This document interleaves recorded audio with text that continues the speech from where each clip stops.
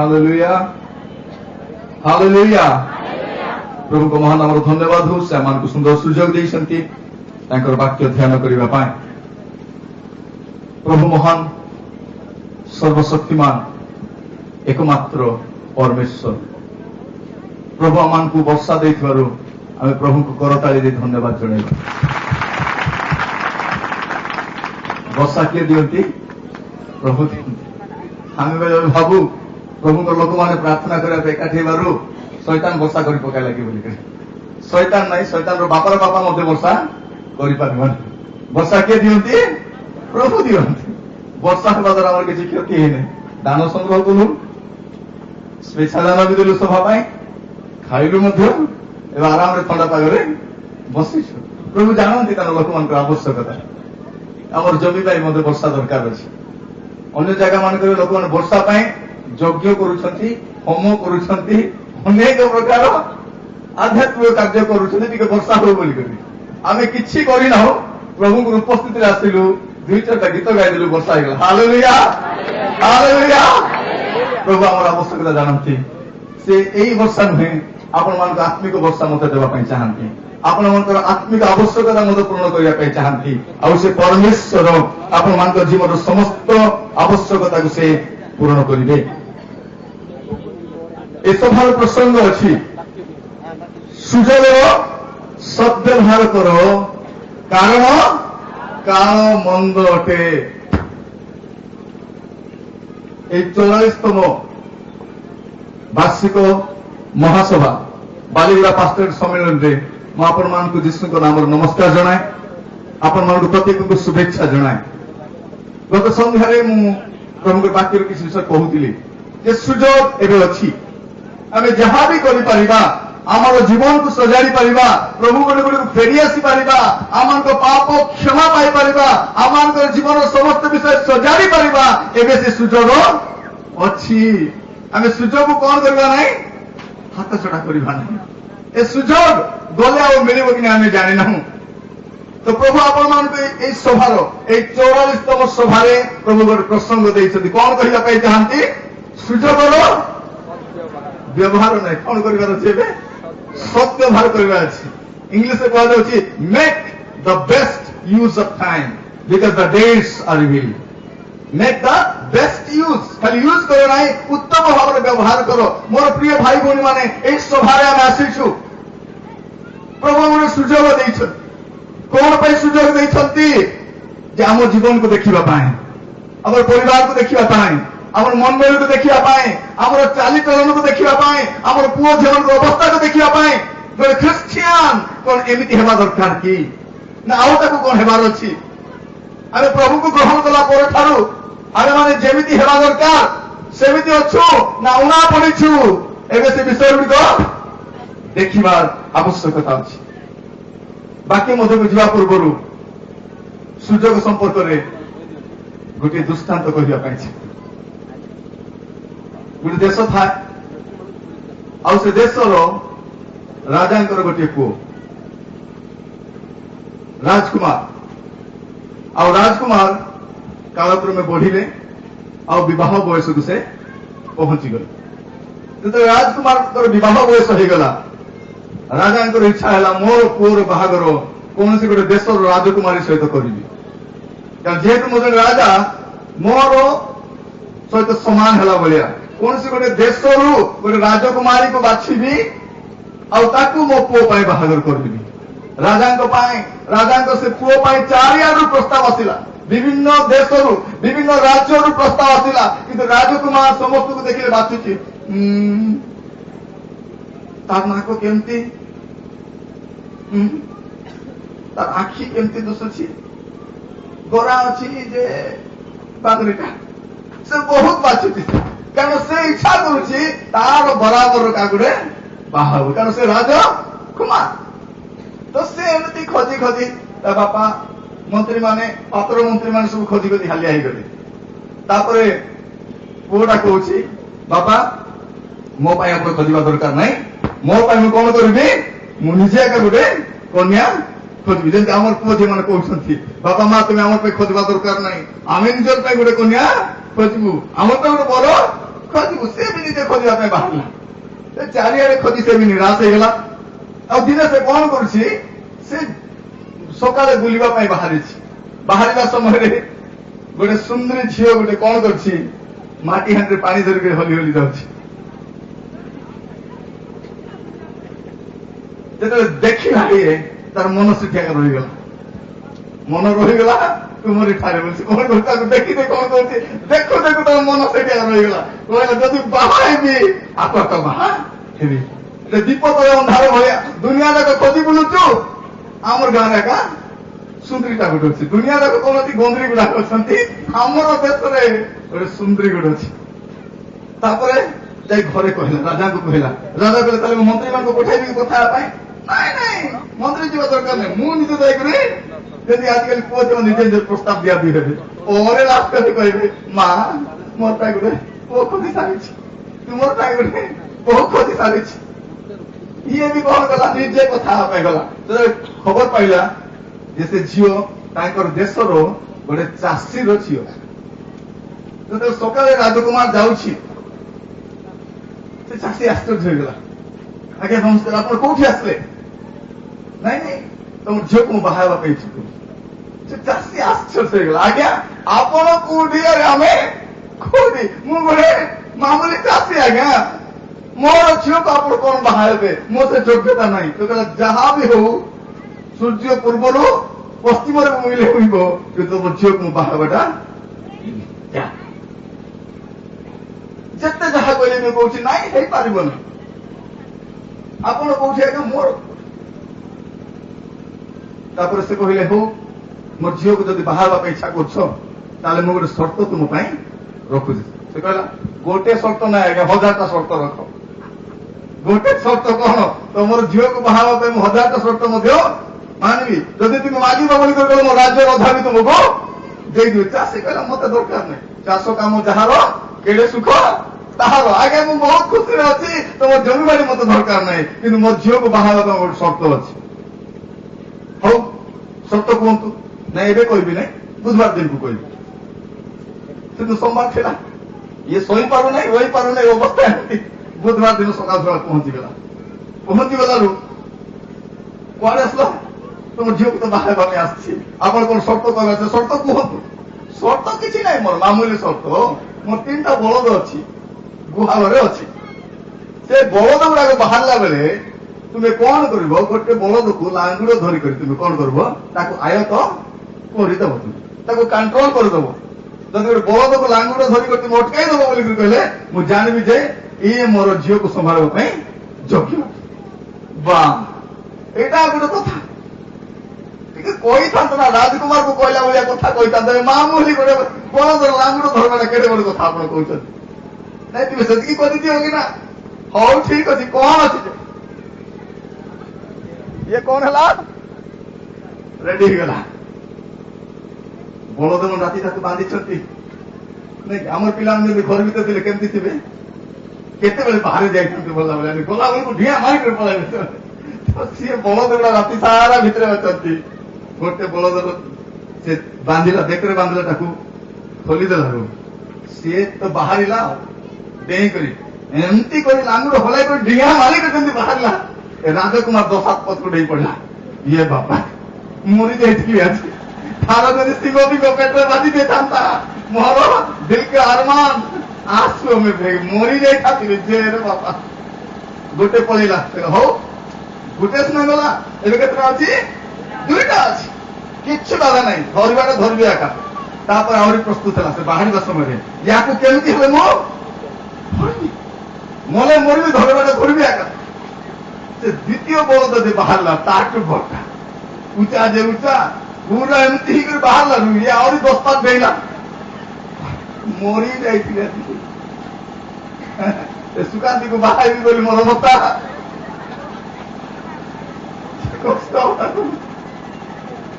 कौन 2टा बलद पलैला एवं गोटे बलद अच्छी केमी हेले लांगुड़ को धरवा लांगुड़ को धरिक से बलद को अटकाई रखब ना ये बाहा पारबन कह जहाँ हो दुनिया भासी गले जाओ आपको बाहर भी गल मोर जीवन नष्ट हो कौन गला से ଧର୍ମୀ ତ ଧର୍ମୀ ଯାହା ବି ହଉ ପୁରା ପ୍ରସ୍ତୁତ ଅଛି, ଗୋଟେ ମନରେ ଅଛି। ଏଇଥର କେମିତି ହେଲେ ତା ଲାଙ୍ଗୁଡ ଧରି ତା ଅଟକେଇବା ନହେଲେ ହବ ନାହିଁ। ସେ ବଳଦ ବାହାରିଲା, ଏ ମନ ପ୍ରାଣ କରିଛି କେମିତି ହେଲେ ତ ଧରିବି ରାଜକୁମାର ତାର ବଳ ସହିତ ପ୍ରସ୍ତୁତ ଅଛି। ବାହାରେ ବଳଦ ତତେ ବି ଧରିବି ବୋଲା ଭଳିଆ ସେ ବଳଦ ବାହାରିଲା, ସେମିତି ବି ବାହାରିଲା। ଇଏ ପୁରା ଡିଆ ମାରିବ ତା ଲାଙ୍ଗୁଡ କିନା ଧରିଲା ବେଳକୁ ସେ ବଳଦକୁ ଲାଞ୍ଜ କାଢ, ସେ ବଳଦକୁ କଣ ନାହିଁ, ଲାଙ୍ଗୁଡ ଏକା ନାହିଁ। ଇଏ ବସିକରି ଖାଦିଲା, କଣ ଦେଲା? ପ୍ରଥମ ବଳଦକୁ ମୁଁ ଧରିବାର ଥିଲା, ପ୍ରଥମ ବଳଦ ନହେଲେ ବି ମୁଁ ଦ୍ୱିତୀୟ ବଳଦକୁ ଧରିବାର ଥିଲା କେମିତି ହେଲେ ମଧ୍ୟ, କିନ୍ତୁ ମୁଁ ଭାବିଲି ତୃତୀୟ ବଳଦ ଆସିବା ସମୟରେ ଲାଙ୍ଗୁଡକୁ ଧରିବି ବୋଲି ଭାବିଲି। କିନ୍ତୁ ମୋ ଦୁର୍ଭାଗ୍ୟ ଯେ ଏଇ ବଳଦର ଲାଙ୍ଗୁଡ ଏକା ନାଇଁ। ସେ ପୁରା ଦୁଃଖରେ ନିରାଶ ହେଇକି ଘରକୁ ଫେରି ଆସିଛି।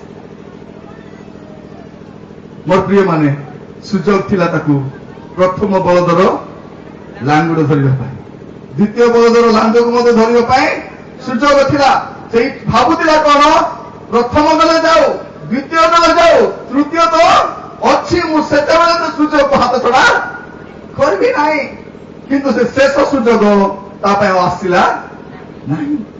ଆପଣମାନେ ମୋର ଅନେକ ଲୋକ ବସିଛନ୍ତି, ଯୋଉ ଅବସ୍ଥାରେ ଆପଣ ବସିଛନ୍ତି ଆପଣ ଜାଣନ୍ତି, ଆପଣ ଯୋଉ ଅବସ୍ଥାରେ ଜୀବନ କାଟୁଛନ୍ତି ଆପଣ ଜାଣନ୍ତି। ଆପଣ ସଭା ଉପରେ ସଭା, ମିଟିଂ ଉପରେ ମିଟିଂ, ମହାସଭା, ଦେରୀ ସଭା, ଆଜି ଗୋଷୀ ସଭା, ଆଜି କେତେ ସଭା ଯିବେ, କିନ୍ତୁ ଏ କୁକୁର ଲାଙ୍ଗୁଡ ସିଧା ହଉନି। ଏ ଖ୍ରୀଷ୍ଟିଆନ ସୁଧରୁ ନାହିଁ, ତାର ପାପ ପଥରୁ ଫେରୁ ନାହିଁ, ତାର କୁକର୍ମ ଛାଡୁ ନାହିଁ, ତାର ମଦ୍ୟପାନ ପିଇବାଟା ଛାଡୁ ନାହିଁ, ତାର ବ୍ୟଭିଚାର କାମ ଛାଡୁ ନାହିଁ। ଆମର ପୁଅ ଝିଅମାନେ କୁପଥରୁ ଫେରୁନାହାନ୍ତି। ସେମାନେ କଣ ଭାବୁଛନ୍ତି, ମୋର ବାବା ମା ପାଠ ପଢି ନାହାନ୍ତି, ମୁଁ ଆକା ଦୁନିଆରେ ନେଲା ଶିକ୍ଷିତ ଗୋଟେ ହେଇଗଲି। ସେ କଣ ଭାବୁଛି, ଏବେ ବାପା ମାକୁ କଣ ଭାବୁଛି, କିଛି ଭାବୁନାହିଁ। ସେ ତାର କଥା ବି ମାନିବ ନାହିଁ, ତାର ଡ୍ରେସ ପଟା ବି ଅଲଗା। ଆମର ବୁଢାବୁଢୀ ମାନେ ଛୋଟିଆ କପଡା ହେଲେ ମଧ୍ୟ ମୁଣ୍ଡ ଉପୁଟ ଗୁଡା ହେଇକି ଅଛନ୍ତି। ଏ ପାଠ ପଢିଲା ଶିକ୍ଷିତ ମାନଙ୍କୁ କଣ ସବୁ ଖଣ୍ଡିଆ ଖଣ୍ଡିଆଟା ଆକା, ତାର ହାତ ନାହିଁ, ତାର ପିଠି ନାହିଁ, ତାର ପେଟ ନାହିଁ। ଏଟା ଡ୍ରେସ ପିନ୍ଧିବ କି? ତାର ବ୍ୟବହାର ବି ଦେଖ, ତାର ଚାଲିଚଳନ ବି ଦେଖ, ବଡ ଲୋକ ମର୍ଯ୍ୟାଦା ବି ନାହିଁ। ଯଦି ତୁମେ ଏଇଠି ବାବା ମାଙ୍କର କଥା ମାନୁନ, ଏଇଠି ବାଳକ ପ୍ରଚାରକ ମାନଙ୍କ କଥା ମାନୁନାହ, ତୁମେ କେମିତି ସ୍ୱର୍ଗକୁ ଯିବ ସ୍ୱପ୍ନ ତୁମେ ଦେଖୁଛ? ତୁମେ କେମିତି ଭାବୁଛ? ଯଦି ଏଇଠି ତୁମର ପିତାମାତାଙ୍କର ଆଜ୍ଞାକାରୀ ତୁମେ ହେଇପାରୁନାହ, ଏଇଠି ପ୍ରଭୁଙ୍କ ଲୋକମାନଙ୍କର କଥା ମାନି ପାରୁନାହ, ତାହେଲେ ତୁମେ କେମିତି ସ୍ୱର୍ଗ ଯିବା ପାଇଁ ସ୍ୱପ୍ନ ଦେଖୁଛ? ମୋର ପ୍ରିୟ ଭାଇ ଭଉଣୀ ମାନେ, ସେଇ ରାଜକୁମାର ଭଳିଆ ଆପଣଙ୍କ ପାଇଁ ବି ଗୋଟେ ସୁଯୋଗ ଅଛି। ଏଟା ହୁଏତ ଆପଣଙ୍କ ପାଇଁ ଶେଷ ସୁଯୋଗ ହେଇପାରେ। ସେଇଥିପାଇଁ ସଭାର ପ୍ରସଙ୍ଗ ରଖାଯାଇଛି, ସୁଯୋଗର ସତ୍ ବ୍ୟବହାର କର, କାରଣ କାଳ ମନ୍ଦ ଅଟେ। ମୋର ପ୍ରିୟ ଭାଇ ଭଉଣୀ ମାନେ, ଏଫିସିଓ ପୁସ୍ତକ ଗୋଟେ ମଣ୍ଡଳୀକୁ ଲେଖାଯାଉଛି। ଏଫିସିଓ ପୁସ୍ତକରେ 6ଟା ଅଧ୍ୟାୟ ଅଛି, 6ଟା ଅଧ୍ୟାୟ। ପ୍ରଥମ ଅଧ୍ୟାୟରେ ଦେଖିବେ ଗୋଟେ ମଣ୍ଡଳୀକୁ ଶରୀର ସହିତ ତୁଳନା କରାଯାଇଛି। 1 ପର୍ବ 23 ପଦରେ ମଣ୍ଡଳୀକୁ ଗୋଟେ ଶରୀର ସହିତ ତୁଳନା କରାଯାଇଛି। ଯେମିତି ଗୋଟେ ଶରୀରରେ ସବୁ ଅଙ୍ଗ ମିଶିକି ଅଛି, ଠିକ ସେହିପରି ବିଶ୍ୱାସୀ ମାନେ ଗୋଟେ ମିଶିକି ଏକାଠି ରହିବା କଥା। କିନ୍ତୁ ଆଜିକାଲି କଣ, ସ୍ୱାମୀ ସ୍ତ୍ରୀର ପଡୁନାହିଁ, ବାପ ପୁଅର ପଡୁନାହିଁ, ମା ଝିଅର ପଡୁନାହିଁ, ପାଳକ ମାନଙ୍କ ପ୍ରତି ମର୍ଯ୍ୟାଦା ନାହିଁ, ପରିବାରରେ ଏକତା ନାହିଁ, ପରିବାରରେ ପ୍ରେମ ନାହିଁ। କେମିତି ଏକ ରହିପାରିବ? 1 ଅଧ୍ୟାୟ ଲେଖାଯାଇଛି କଣ, ମଣ୍ଡଳୀ ଗୋଟେ ଶରୀର ପରି। ଆଉ ଦ୍ୱିତୀୟ ଲେଖାଯାଉଛି ମଣ୍ଡଳୀ କେମିତି ଗୋଟେ ମନ୍ଦିର ପରି, ଗୋଟେ ପ୍ରଭୁ ରହିଲା ଜାଗା ସେଇଟା। କିନ୍ତୁ ଆମମାନଙ୍କର ମଣ୍ଡଳୀରେ ପ୍ରଭୁ ରହିଲା ଭଳିଆ ଜାଗା ଅଛି କି? ଆମର ମଣ୍ଡଳୀ ଗୁଡିକ ରାଜନୀତିର ଆଖଡା ଭଳିଆ ହେଇଯାଇଛି। ଆମର ମଣ୍ଡଳୀ ଗୁଡିକରେ କଣ, ନାନା ପ୍ରକାର ଜାଗତିକ କର୍ମ ଆସୁଛୁ, ଜାଗତିକ କର୍ମରେ ଲିପ୍ତ ରହିଛୁ। ମୋର ପ୍ରିୟ ଭାଇ ଭଉଣୀ ମାନେ, ଆଜି ସୁଯୋଗ ଅଛି ଆପଣଙ୍କର ମଣ୍ଡଳୀ ପ୍ରଭୁ ରହିଲା ଭଳିଆ କରିବା ପାଇଁ। ଆଉ ମଣ୍ଡଳୀ କେମିତି ଗୋଟେ ନିଗୁଡ ତତ୍ତ୍ୱ, 3 ପର୍ବ 4 ପଦ ଲେଖାଯାଉଛି। ମଣ୍ଡଳୀ କେମିତି ଗୋଟେ ନିଗୁଡ ତତ୍ତ୍ୱ, ଏଟାକୁ ବୁଝି ହେବ ନାହିଁ, এটা জানি ହେବ ନାହିଁ। କାରଣ ସେଇ ମଣ୍ଡଳୀ ପାଇଁ ପ୍ରଭୁ ଯୀଶୁ ଖ୍ରୀଷ୍ଟ ଆପଣଙ୍କର ପ୍ରାଣ ଦେଲେ। ଆଉ ସେଇ ପରମେଶ୍ୱରଙ୍କ ପୁତ୍ର ପ୍ରଭୁ ଯୀଶୁ ଖ୍ରୀଷ୍ଟ ସେଇ ମଣ୍ଡଳୀକୁ ନେବା ପାଇଁ ଆସୁଛନ୍ତି, ଯୋଉ ମଣ୍ଡଳୀରେ ପ୍ରଭୁଙ୍କର ମର୍ଯ୍ୟାଦା ଅଛି। ଆଉ ମଣ୍ଡଳୀକୁ କାହା ସହିତ ତୁଳନା କରାଯାଏ?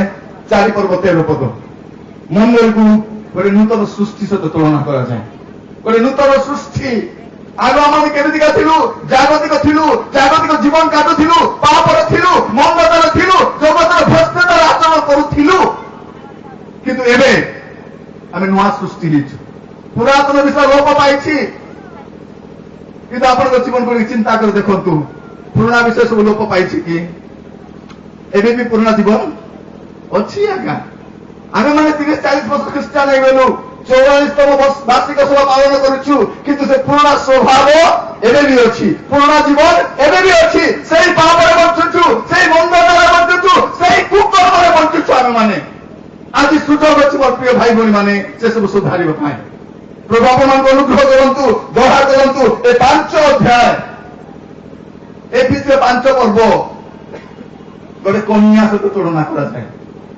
गोटे कन्या सहित तुलना करा जाए এই কন্যা কেমিতি রহিবা দরকার সুযোগর সৎ ব্যবহার করিবা কন্যা আমি 10 কন্যার কথা জানিছু সে 5টি কন্যা সুযোগ সৎ ব্যবহার করে নাই সে ভাবিলে হ্যাঁ আসবে তো প্রভু তো আসলে দেখবা আমার প্রভু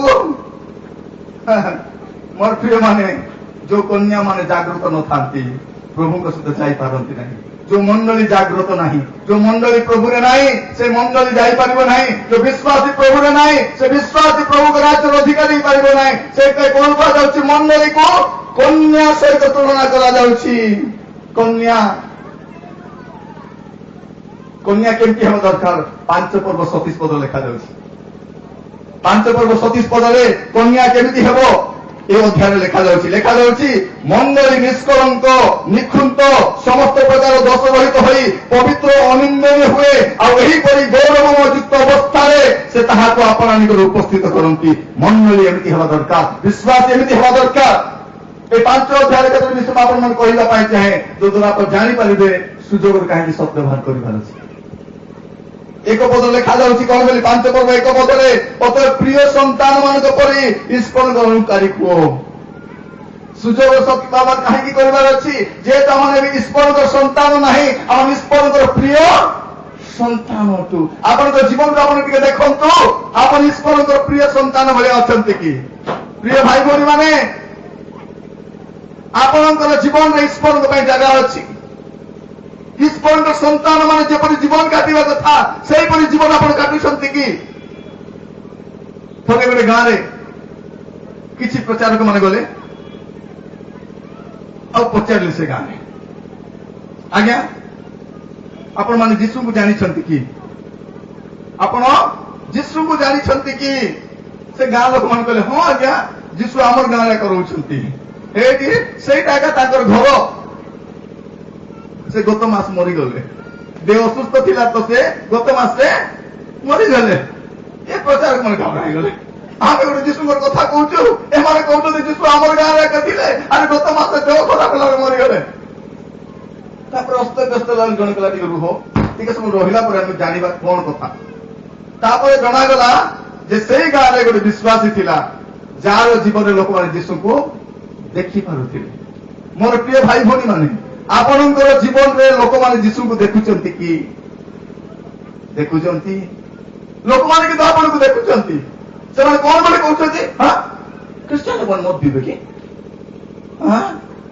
क्रिश्चियन को जोन पळेबे क्रिश्चियन लोक झगड़ा के हॉस्पिटल ए मेडिकल आसबे मुंड फटाफटी करे क्रिश्चियन लोक माने पुलिस स्टेशन के झगड़ा करे क्रिश्चियन लोक माने मते तार स्त्री को मारबे कि क्रिश्चियन को जीवन जीवन काटबे कि क्रिश्चियन को जीवन ड्रेस पटा पिंदिबे कि ए जगत लोक माने कोन भाबुचंती क्रिश्चियन गोटे भिन्न लोक कारण जो ख्रीष्ट अनुकरण करती से जीवन में ख्रीष्ट रहा दरकार कि आपण जीवन को देखो प्रिय भाई भौणी माने प्रभु जीशु रहा भाया अच्छी कि कन्या भाया जीवन अच्छी कि तो अध्याय में देखुचु ईश्वर प्रिय संतान माने किपरि हेबा दरकार ये अध्याय ईश्वर प्रिय संतान माने केमती हेबे लिखा जाउछ अल्प समय कहबा पई चाहे ईश्वर प्रिय संतान माने प्रथम स्थान ग्रहण करिवे ख्रीष्टंकर प्रेमर अनुसरण करिवे 5 पर्व 1 पद और 2 पद से प्रथम कौन करिवे ख्रीष्टंकर प्रेमर ଅନୁସରଣ କରିବେ ସେମାନେ ଜଗତର ପ୍ରେମ ଶିଖିବେ ନାହିଁ। ଆମ ଲୋକମାନେ କୋଉଠୁ ପ୍ରେମ କରିବାଟା ଶିଖୁଛନ୍ତି? ଟିଭିରୁ ଶିଖୁଛନ୍ତି। ପ୍ରେମ କରିବାଟା କୋଉଠୁ ଶିଖୁଛନ୍ତି? ସିନେମାରୁ ଶିଖୁଛନ୍ତି। ପ୍ରେମ କରିବାଟା କୋଉଠୁ ଶିଖୁଛନ୍ତି? ଜଗତକୁ ଦେଖି ଶିଖୁଛନ୍ତି କେମିତି ପ୍ରେମ କରିବାର ଅଛି। କିନ୍ତୁ ବାଇବଲ କଣ କହେ? ପ୍ରେମ କୋଉଠୁ ଶିଖିବ? ସେ ନିଜେ ପ୍ରେମ ହଟନ୍ତି। ଈଶ୍ୱର ତ ପ୍ରେମ। ସେ ପ୍ରେମମୟ ଈଶ୍ୱର ସେ ଜଗତକୁ ପ୍ରେମ କଲେ, ତାଙ୍କ ପୁତ୍ରକୁ ଦେଖାଇଲେ। ଆରେ ଆପଣଙ୍କ ମତେ ଛାଡ଼ିକିରି ଗଲେ କଣ ପାଇଁ? ବଳକା ଲୋକମାନଙ୍କୁ ତୁମେ ଦେଖାଇବ ମୁଁ କିଏ ବୋଲିକିରି। ମୋର ପ୍ରିୟ ମାନେ, ପ୍ରଥମ କଥା କଣ ଲେଖାଯାଉଛି ଯେ ଖ୍ରୀଷ୍ଟଙ୍କ ପ୍ରେମର ମାନେ ଅନୁସରଣ କରିବୁ। ତାପରେ 3 ପଦ ଓ 5 ପଦ ଲେଖାଯାଉଛି ଯେହେତୁ ଆପଣମାନେ ଈଶ୍ୱରଙ୍କ ସନ୍ତାନ ସମସ୍ତ ପ୍ରକାର ଅଶୁଚିତାରୁ ଆପଣ ଦୂରରେ ରହିବେ। କଣ?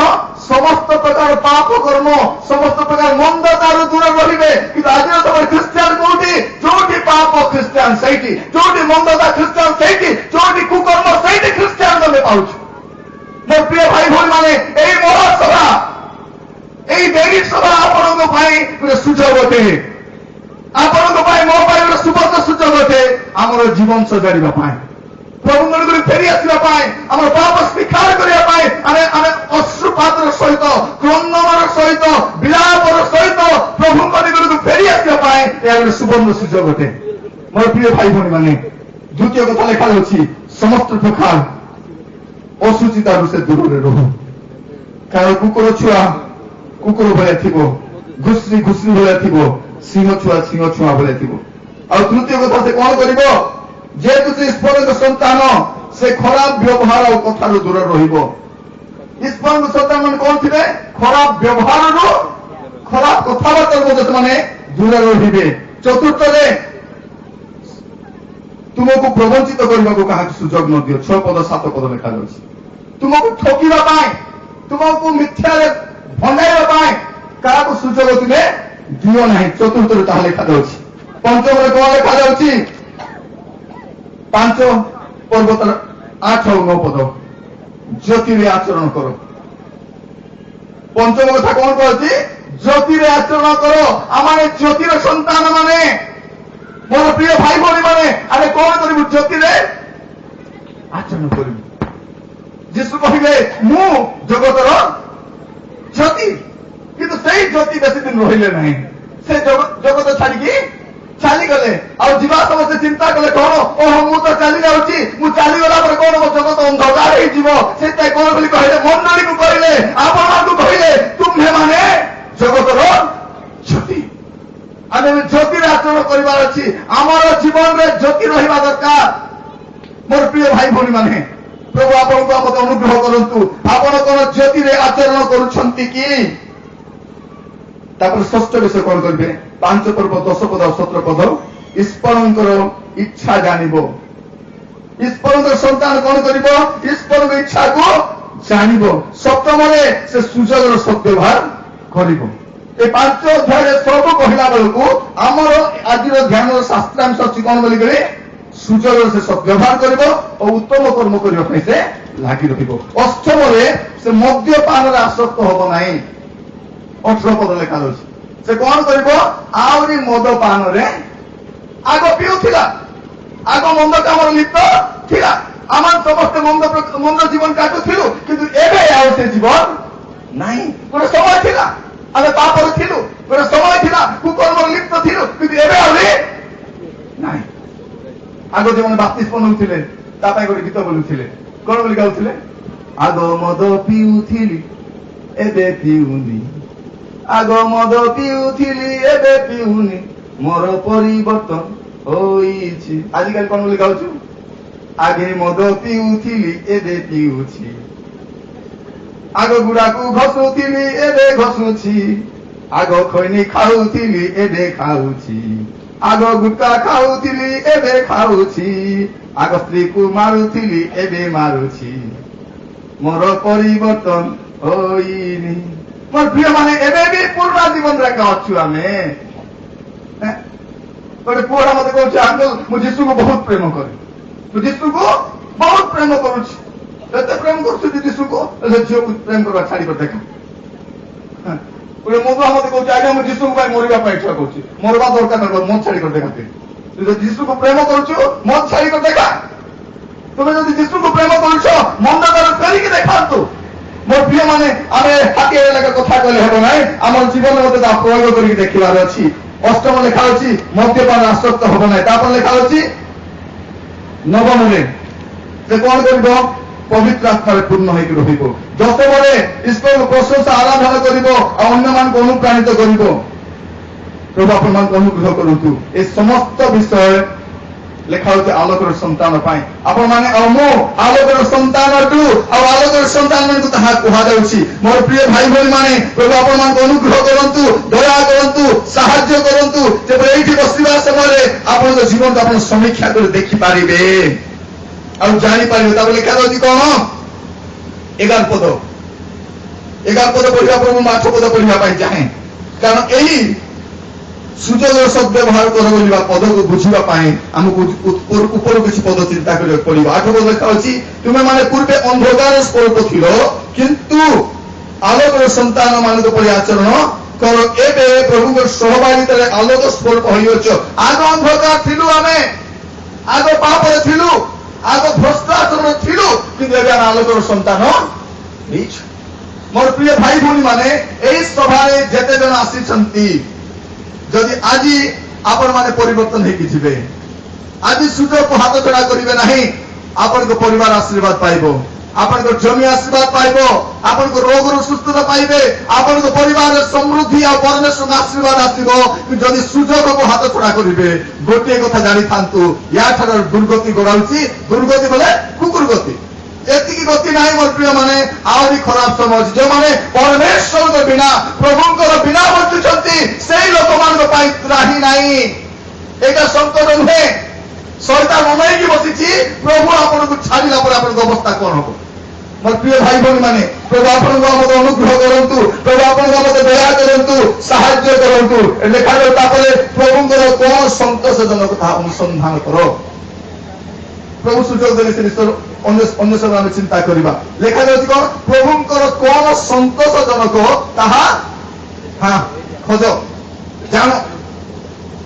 ଆପଣ ଟିକେ ଚିନ୍ତା କରିକି ଦେଖନ୍ତୁ ଆପଣ ଯୋଉ ଜୀବନ କାଟୁଛନ୍ତି ଏଇ ଜୀବନରେ ପ୍ରଭୁ ସନ୍ତୁଷ୍ଟ ଅଛନ୍ତି କି? ପ୍ରଭୁ ସନ୍ତୁଷ୍ଟ ଅଛନ୍ତି? ପ୍ରଭୁ ଆପଣ ମୋ ଜୀବନରେ ଖୁସି ଅଛନ୍ତି କି?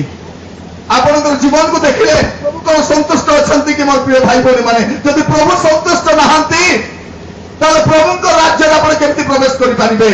ଯଦି ଆପଣଙ୍କ ଜୀବନରେ ପ୍ରଭୁ ସନ୍ତୁଷ୍ଟ ନୁହନ୍ତି, ଆପଣଙ୍କର ଜୀବନର ଅବସ୍ଥା ଯଦି ପ୍ରଭୁଙ୍କୁ ସନ୍ତୁଷ୍ଟ କଲା ଭଳିଆ ନାହିଁ, ତ ଏଇ ଅବସ୍ଥାରେ ଆପଣ ଈଶ୍ୱରଙ୍କ ସନ୍ତାନ ବୋଲି କେମିତି କହୁଛନ୍ତି? ଏଇ ଅବସ୍ଥାରେ ପରମେଶ୍ୱରଙ୍କ ରାଜ୍ୟରେ ଆପଣ କେମିତି ପ୍ରବେଶ କରିପାରିବେ? ମୋର ପ୍ରିୟ ଭାଇ ଭଉଣୀ ମାନେ ପ୍ରଭୁ ସୁଯୋଗ ଆପଣଙ୍କୁ ଦେଇଛନ୍ତି। ପ୍ରଭୁଙ୍କର କଣ ସନ୍ତୋଷଜନକ, କୋଉ କାମରେ ପ୍ରଭୁ ସନ୍ତୁଷ୍ଟ ଅଛନ୍ତି ତା ଆପଣଙ୍କ ଜୀବନରେ ଅନୁଧ୍ୟାନ କରି ଦେଖିବା ପାଇଁ ପ୍ରଭୁ ଆପଣଙ୍କୁ ଅନୁଗ୍ରହ କରନ୍ତୁ, ସାହାଯ୍ୟ କରନ୍ତୁ। ତାପରେ ଲେଖା ହେଉଛି ତୃତୀୟରେ ନିଦ୍ରାରୁ ଜାଗ୍ରତ ହୁଅ। ନିଦ୍ରାରୁ କଣ କର? ଜାଗ୍ରତ ହୁଅ। ବହୁତ ଦିନ ତୁମେ ଶୋଇପଡ଼ିଲ, বহু দিন তুমি শোই পড়িছ, আত্মিক ভাবে তুমি শোই পড়িছ, আত্মিক জীবন শিথিল হয়ে যাইছ, প্রভুঙ্ক ঠার দূরের জীবন কাটুছ। কিন্তু এবে সুযোগ ଅଛି মোর প্রিয় ভাই মানে ভৌণী মানে এবে সুযোগ ଅଛି নিদ্রারু জাগিবা পাই। হালেলুয়া। যদি আজি জাগিবে না কেবে জাগিবে? সেদিন 5টা কন্যা ପାଇଁ ସମସ୍ୟା କଣ ହଉଛି? ଆଉ ଟିକେ ଶୋଇବି, ଆଉ ଟିକେ ହଉ ଆସିଲେ ଉଠିବି ନାହିଁ କି ସାଙ୍ଗେ ସାଙ୍ଗେ ରେଡି ହେଇକି ମୁଁ ବାହାରି ପଡିବି। ଦେଖିଲା ବେଳକୁ ତେଲ ଆକା ନାହିଁ, ତେଲ ନାହିଁ। ଏମାନେ କଣ କରୁଛନ୍ତି? ତେଲ କିଣି ଆସୁଛନ୍ତି ଆଉ କଣ କରୁଛନ୍ତି? କିଏ? ଆଜ୍ଞା ଆମେ କନ୍ୟା। କିଏ? ଏମାନେ କହୁଛନ୍ତି ଆମେ କନ୍ୟା। ପ୍ରଭୁ ସିଆଡୁ ପଚାରିଛନ୍ତି କିଏ ଲୋ? ମୁଁ ତତେ ଜାଣି ନାହିଁ, କାରଣ ଯୋଉ କନ୍ୟା ପାଇଁ ମୁଁ ଆସିଥିଲି ସେ ଜାଗ୍ରତ ଥିଲା ଆଉ ମୁଁ ତାକୁ ନେଇ ମୋ ରାଜ୍ୟକୁ ଚାଲି ଆସିଛି। ଏ ମନ୍ଦ ଜଗତରେ, ଏ ଦୁରାଚାରୀ ଜଗତରେ, ଏ ଭ୍ରଷ୍ଟ କଳଙ୍କିତ ଜଗତରେ ଯୋଉ ବିଶ୍ୱାସ ମାନେ ଜାଗ୍ରତ ଜୀବନ କାଟୁଛନ୍ତି, ପାପରୁ ଫେରିଛନ୍ତି, ପବିତ୍ର ଜୀବନ କାଟୁଛନ୍ତି, ପ୍ରଭୁଙ୍କର ସନ୍ତୁଷ୍ଟର ଜୀବନ କାଟୁଛନ୍ତି, ସେମାନେ ଧନ୍ୟ। ए सभा कहीं आपण मोबाइल सुजोग आनी आपण जीवन को समीक्षा करके देखिए आपण जीवन ठीक अच्छी कि नहीं देखा सभा अच्छी এই সভারে প্রভুঙ্ক দাস স্বভাବରେ ମୁଁ ଆପଣମାନଙ୍କୁ ଗ୍ରହଣ ଗୋଟେ କଥା କହିବା ପାଇଁ ଚାହେଁ ଏ ସୁଯୋଗର ସମ୍ବାଦ ମୁଁ ଆପଣମାନଙ୍କୁ କହିବା ପାଇଁ ଆସିଛି କାରଣ ଏ ସୁଯୋଗ ଆଉ ନଥିବ ମୋର ପ୍ରିୟ ଭାଇ ଭଉଣୀ ମାନେ ଏ ସୁଯୋଗ ଦିନେ ସରିବା ପାଇଁ ଯାଉଛି ପ୍ରଭୁ ଆପଣମାନଙ୍କୁ ମଧ୍ୟ ଅନୁଗ୍ରହ କରନ୍ତୁ ଦୟାକରି ସାହାଯ୍ୟ କରନ୍ତୁ ପ୍ରଭୁ ଆପଣଙ୍କୁ ଆଉ ମୋତେ ଗୋଟେ ସୁଯୋଗ ଦେଇଛନ୍ତି କଣ ନା ଆଲୋକର ସନ୍ତାନ ପରି ଆମେ ଜୀବନ କାଟିବୁ କଣ ତାଙ୍କର କଣ ସନ୍ତୋଷଜନକ ଅନୁସନ୍ଧାନ କରିବୁ କଣ ନା ନିଦ୍ରାର ମାନେ ଜାଗିବୁ କଣ କରିବୁ ନା ମାନେ କଣ ଜ୍ଞାନୀ ପରି ହେବୁ ମୋର ପ୍ରିୟ ଭାଇ ମାନେ ଭଉଣୀ ମାନେ ଜ୍ଞାନ କାହିଁକି ଦରକାର ଜଗତର ଲୋକକୁ ଜ୍ଞାନ କାହିଁକି ଦରକାର ପଇସା କମାଇବେ ଘର ବନାଇବେ ଗାଡି ବନାଇବେ नहीं आराम रे जगत थे से जगत लोक को ज्ञान आमको कहीं दिखाई बाइबल स्पष्ट भाव में कहे ज्ञान कहीं दरकार आम को निजर आचरण सुधार ज्ञान दरकार आमर जीवन जमी अच्छी से सुधार आमको कौन दरकार ज्ञान कहीं दरकार गीत संहिता 90:12 लिखा जाऊँगी ज्ञान कहीं दरकार गीत संहिता 90:12 लिखा जाऊँगी आम मान को अपना अपना दिन गणना करने शिखाओ कौन पाई ज्ञान दरकार दिन गणी जानापी मोर दिन पलैलानी आहुरी सुजोग नहीं आहुरी सुजोग मिल कि नहीं एवं मुझे सुधरी जीवी एवं मुझे परिवर्तन हो जीवी एवं प्रभु को आसीजी यही गोटे सुजोग प्रभु आपको ज्ञान देते ज्ञान कहीं दरकार जहाँ बता 1 पर्व 5 पद ज्ञान कहीं दरकार क्लेश समय स्थिर रहा ज्ञान दरकार जार ज्ञान अभाव अच्छी से ज्ञान ज्ञान कहीं क्लेश दुख कष्ट रोग अभाव समस्या नाना प्रकार असुविधा मध्य विश्वासी के स्थिर रही पार प्रभु रही पार प्रभु को प्रेम कर आग जमी प्रेम करुला आग जमी प्रभु आसक्त थिला ठीक से रही पार से ज्ञान दरकार ज्ञान कहीं दरकार मोर प्रिय भाई भाई मैंने ये 5 पर्व 16 पद लिखा अच्छी मंद काल को बुझा ज्ञान दरकार आम जो काल में बास करुचु आज संध्यार जदि प्रभु वाक्य परिवेशन करने मत सुजोग मिले मुझे मंद काल विषय कहवाई चाहे आम जो प्रकार अवस्था रहीचु जो जुगर बास करुचु आम गाइला बेले गाउचु अंतिम जुगर विश्वासी बेले गाउचु किंतु आमर जीवन को देखिले अंतिम जुगर विश्वासी भाया लगुना आम क्यों काल अच्छु यही काल आम कौन करने कथा जब परवर्ती समय सुजोग मिले कहवाई चाहे दयाकोरी सभा छाड़ी घर को जीवन केत मत अनई आज्ञा आप केत सर घर को जीव बोल आप घर किसी हे ना मोर प्रिय मैंने आप घर किसी क्षति हे ना किसी चिंता ना प्रभु देवे थे गोटे पास्टर आज्ञा प्रचार करने पलि पास्टर लोक मत सेमती उणा थी असुविधा घर गोटे कदली गछ गोटे अच्छी प्रचार कौन कर सका सन्धार कदली गछ को देखुं गणुंट आसुंट से दिन पाली पड़गला गोटे गाँव को प्रचार कर आसिले कदली गछ को भल कर देखिले हौ प्रभु जाऊँगी बोल प्रचार पलैले प्रचार गले मन बुढ़ी अच्छी कदली कांदी खाऊ प्रचार कर गाँव फेरिले साइकेल रखिक मुह हाथ धरवार ना कबाड़ गली पथबाटे गले देखला गोटे कंटा ना कदली कांदी ना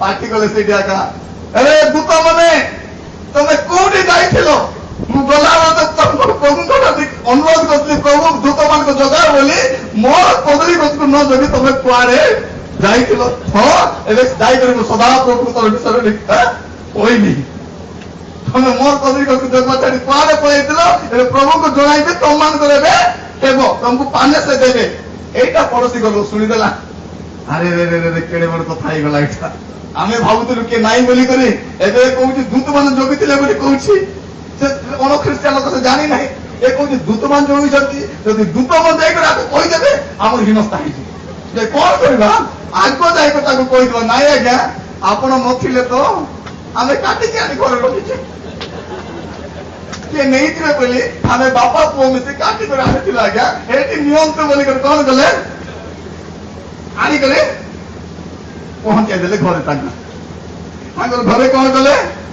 ଆଣିକି ପହଞ୍ଚାଇ ଦେଲେ କବି କାନ୍ଦି ବୋଲେ କାହିଁକି ରହୁ ନାହିଁ କଣ ମୋର ପ୍ରିୟ ମାନେ ଆମର ଜିନିଷ ପ୍ରଭୁ ଯତ୍ନ ନେବେ ହାଲେଲୁୟା ଆମେ ଯାହା ପାଇଛୁ ପ୍ରଭୁ ଦେବାର ତ ପାଇଛୁ କଣ ଥିଲା ଆମର ଆପଣ ମାନେ ନିଜକୁ ଟିକେ ଦେଖନ୍ତୁ ଆପଣ ପିଲାମାନଙ୍କୁ ଟିକେ ଦେଖନ୍ତୁ ନାଇଁ କି ଆମେ ପାଠ ଭଲ ପଢିନୁ ଆମର ପିଲାମାନେ କେତେ ପାଠ ପଢିଛନ୍ତି ଆମର ଘରେ ଫୋନ ଲଗାଇବାର ନଥିଲା ଆମର ପିଲାମାନଙ୍କୁ ଏବେ କଣ ସମସ୍ତଙ୍କ ପାଖରେ ଫୋନ ଅଛି ଆମର ଥିଲେ ଥାଉ ନଥିଲେ ନାହିଁ ସମସ୍ତ ପାଖରେ ଫୋନ ଗୁଡା ଅଛି ସିନେମା ଗୀତ ଶୁଣିବା ପାଇଁ ଏବେ ଯଦି ଦେଖିବେ କେତେ ପିଲା ଗୀତ ଶୁଣୁଥିବେ କାନରୁ କାଢିକି ଦେଖିଲେ ସିନେମା ଗୀତ ଶୁଣୁଥିବେ ସେମାନେ ଆମେ ପ୍ରଚାର କଣ ବୋକା ମାନେ ଭାବୁଛୁ କଣ କେତେ ବଢିଆ ପୁଅ ଝିଅ ମାନେ ପ୍ରଭୁଙ୍କର ଗୀତ ଶୁଣୁଛନ୍ତି ବୋଲି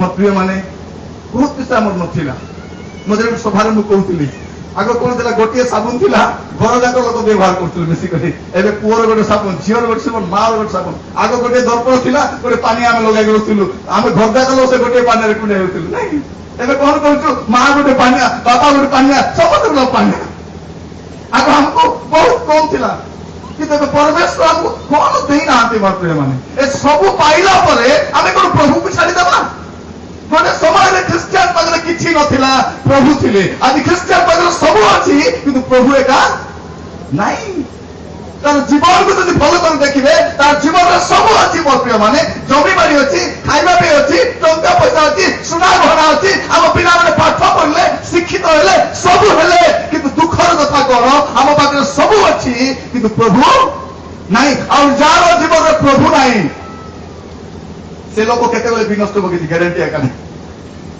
ଯଦି ପ୍ରଭୁ ଅଛନ୍ତି ଆଜି ଏଇଟା ନଥିଲେ କାଲି ଆଇବ ସେଇଟା କାରଣ ପ୍ରଭୁ ଯୋଉଠି ଆଶୀର୍ବାଦ ସେଇଠି ପ୍ରଭୁ ଯୋଉଠି ସୁସ୍ଥତା ସେଇଠି ପ୍ରଭୁ ଯୋଉଠି ସମାଧାନ ସେଇଠି ପ୍ରଭୁ ଯୋଉଠି ସ୍ୱର୍ଗର ଆଶୀର୍ବାଦ ସେଇଠି ହାଲେଲୁୟା ହାଲେଲୁୟା ମୋର ପ୍ରିୟ ଭାଇ ଭଉଣୀ ମାନେ ଆଜି ଆପଣ ଚିନ୍ତା କରିକି ଦେଖିବେ ଆପଣଙ୍କର ଜୀବନରେ ପ୍ରଭୁ ଅଛନ୍ତି କି ନାହିଁ ଆପଣଙ୍କର ପରିବାରରେ ପ୍ରଭୁ ରହିଲା ଭଳିଆ ଜାଗା ଅଛି କି ନାହିଁ ଆପଣଙ୍କ ମଣ୍ଡଳୀରେ ପ୍ରଭୁ ଅଛନ୍ତି କି ନାହିଁ ଆପଣଙ୍କର ପୁଅ ଝିଅଙ୍କର ଜୀବନରେ ପ୍ରଭୁ ଅଛନ୍ତି କି ନାହିଁ ଟିକେ ଆପଣ ଚିନ୍ତା କରିକି ଦେଖନ୍ତୁ ଯଦି ପ୍ରଭୁ ନାହାନ୍ତି ଆଜି ଆଣ୍ଠୁ ମାଡ଼ି ପ୍ରାର୍ଥନା କରନ୍ତୁ କୁହନ୍ତୁ ହେ ପ୍ରଭୁ ମୁଁ ତୁମଠାରୁ ବହୁତ ଦୂରକୁ ପଳାଇଛି ଯଦି ବାପା ମା ମାନେ ପ୍ରାର୍ଥନା କରିବେ ନାହିଁ ପିଲାମାନେ ପ୍ରାର୍ଥନା କରିବେ କି করবে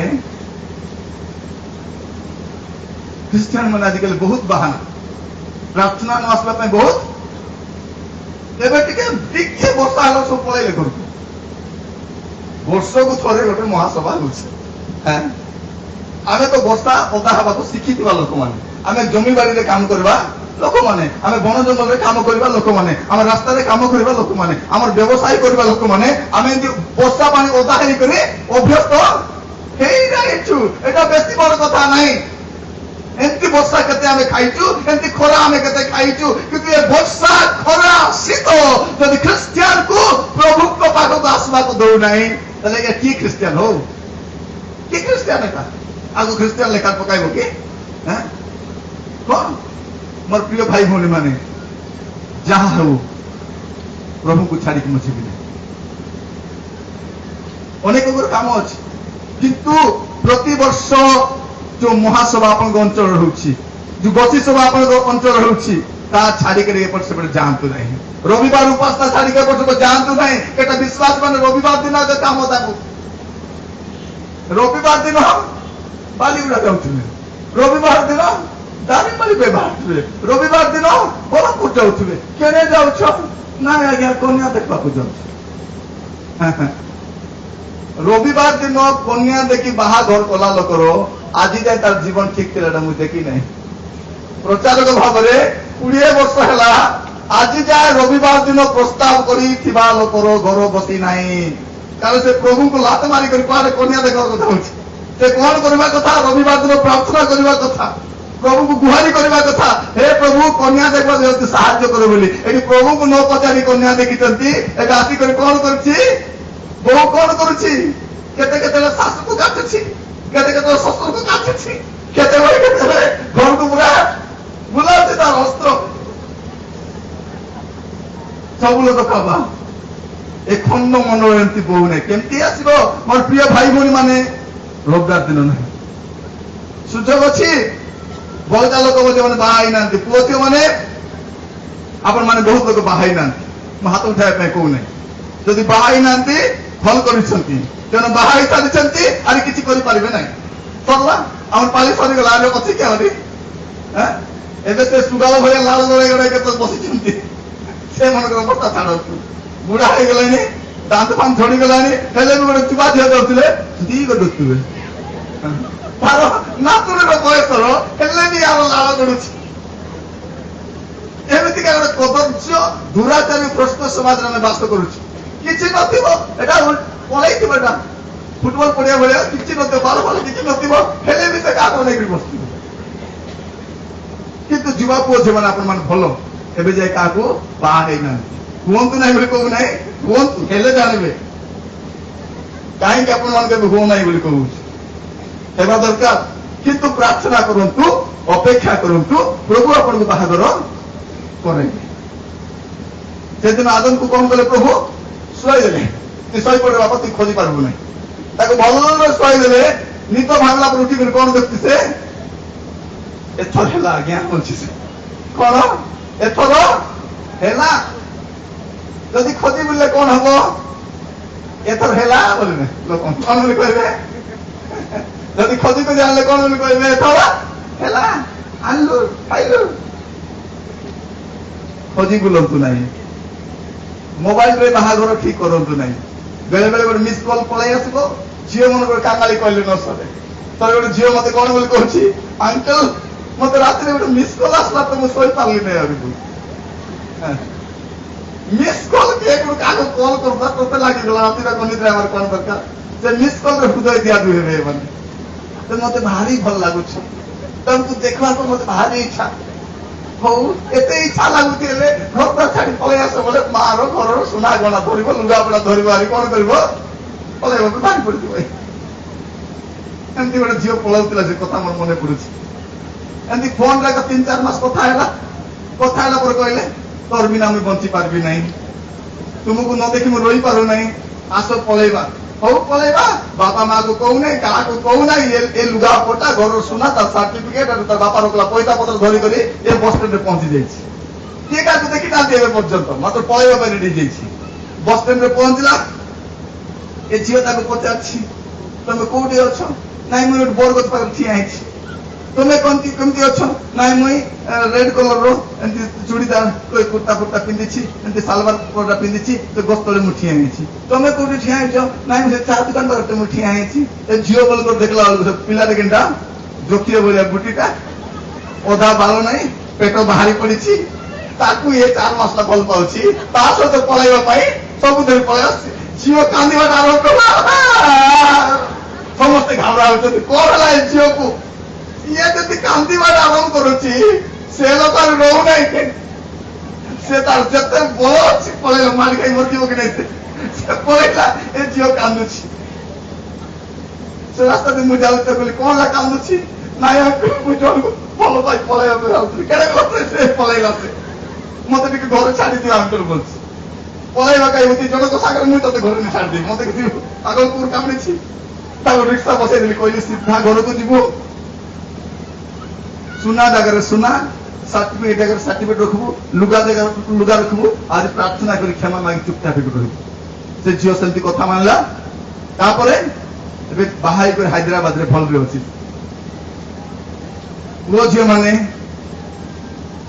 ପ୍ରେମ ବେଶୀ ଡେଞ୍ଜର।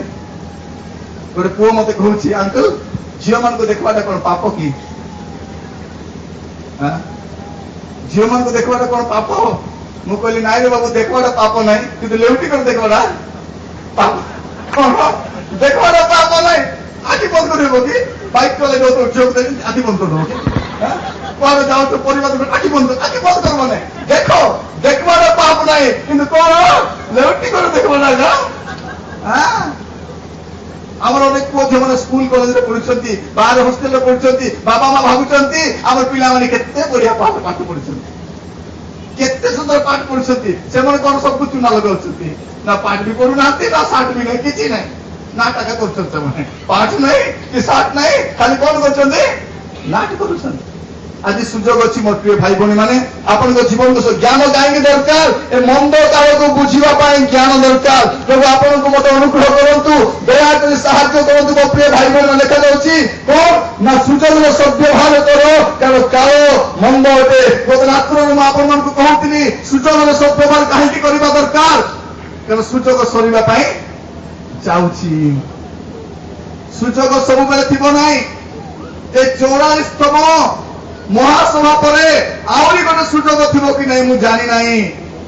କାରଣ ଆମେ ମନ୍ଦ କାଳରେ ବାସ କରୁଛୁ। କେଉଁ ମୁହୂର୍ତ୍ତରେ କଣ ହଉଛି ଆମେ ଜାଣିନାହୁଁ। ଏପରି ଗୋଟେ ଅବସ୍ଥାରେ ବାସ କରିବା ଖ୍ରୀଷ୍ଟିଆନ ମାନେ ଆଜି ଏ ସୁଯୋଗ ହାତ ଛଡା କରିବା ନାହିଁ। ଆପଣ ନିଜର ଅବସ୍ଥା ନିଜେ ଜାଣିଛନ୍ତି। ଆପଣଙ୍କର ଅବସ୍ଥା କେମିତି ଅଛି ଆପଣ ଭଲରେ ଜାଣିଛନ୍ତି। କିଏ ଜାଣୁ କି ନ ଜାଣୁ, ଆପଣଙ୍କ ବିଷୟରେ ବାପା ମା ମାନେ ଜାଣିନାହାନ୍ତି, ସ୍ୱାମୀ ବିଷୟରେ ସ୍ତ୍ରୀ ଜାଣିନାହିଁ, ସ୍ତ୍ରୀ ବିଷୟରେ ସ୍ୱାମୀ ଜାଣିନାହିଁ, ବିଶ୍ୱାସମାନଙ୍କ ବିଷୟରେ ପାଳକ ପ୍ରଚାରକ ମାନେ ଜାଣିନାହାନ୍ତି, ପାଳକ ପ୍ରଚାରକ ମାନ ବିଷୟରେ ବିଶ୍ଵ ବି ଜାଣିନାହାନ୍ତି। କିଏ କାହା ବିଷୟରେ ଜାଣିନାହୁଁ, କିନ୍ତୁ ଜଣେ ବ୍ୟକ୍ତି ସବୁ ଜାଣନ୍ତି, ସେ ହେଉଛନ୍ତି ଆମର ପରମେଶ୍ୱର। ଆଉ ସେ ପରମେଶ୍ୱରଙ୍କ ପାଖରେ ଆପଣ ଉଣା ଅଛନ୍ତି, ଆପଣଙ୍କ ଜୀବନ ଉଣା ଅଛି। ଏଇ ଅବସ୍ଥାରେ ଆପଣ ଯେଉଁ ଅବସ୍ଥାରେ ଅଛନ୍ତି, ଏଇ ଅବସ୍ଥାରେ ଆପଣ ଚର୍ଚ୍ଚକୁ ଆସିପାରିବେ। ଏଇ ଅବସ୍ଥାକୁ ଆପଣ ବାଇବଲ ପଢିପାରିବେ, ପ୍ରାର୍ଥନା କରିପାରିବେ, ମହାସଭାକୁ ଆସିପାରିବେ, ମଣ୍ଡଳୀର ଦାୟିତ୍ୱ ନେଇପାରିବେ, ସମ୍ମିଳନର ସଭ୍ୟ ହେଇପାରିବେ, ଡାଇସିସର ନେତା ମଧ୍ୟ ଆପଣ ହେଇପାରିବେ। କିନ୍ତୁ ଏଇ ଅବସ୍ଥାରେ ପ୍ରଭୁଙ୍କ ରାଜ୍ୟକୁ ଯାଇପାରିବେ ନାହିଁ। ଟିକେ ଦେଖନ୍ତୁ, 2 ମିନିଟ ଆଖି ବନ୍ଦ କରି ଦେଖନ୍ତୁ, ଆପଣ ହୃଦୟ ଦୁଷିବ ଆପଣଙ୍କ ପାଖରେ କେମିତି ଆପଣ ଅଛନ୍ତି। ମୋର ପ୍ରିୟ ଭାଇ ଭଉଣୀ ମାନେ, ଏ ସୁଯୋଗ ଅଛି।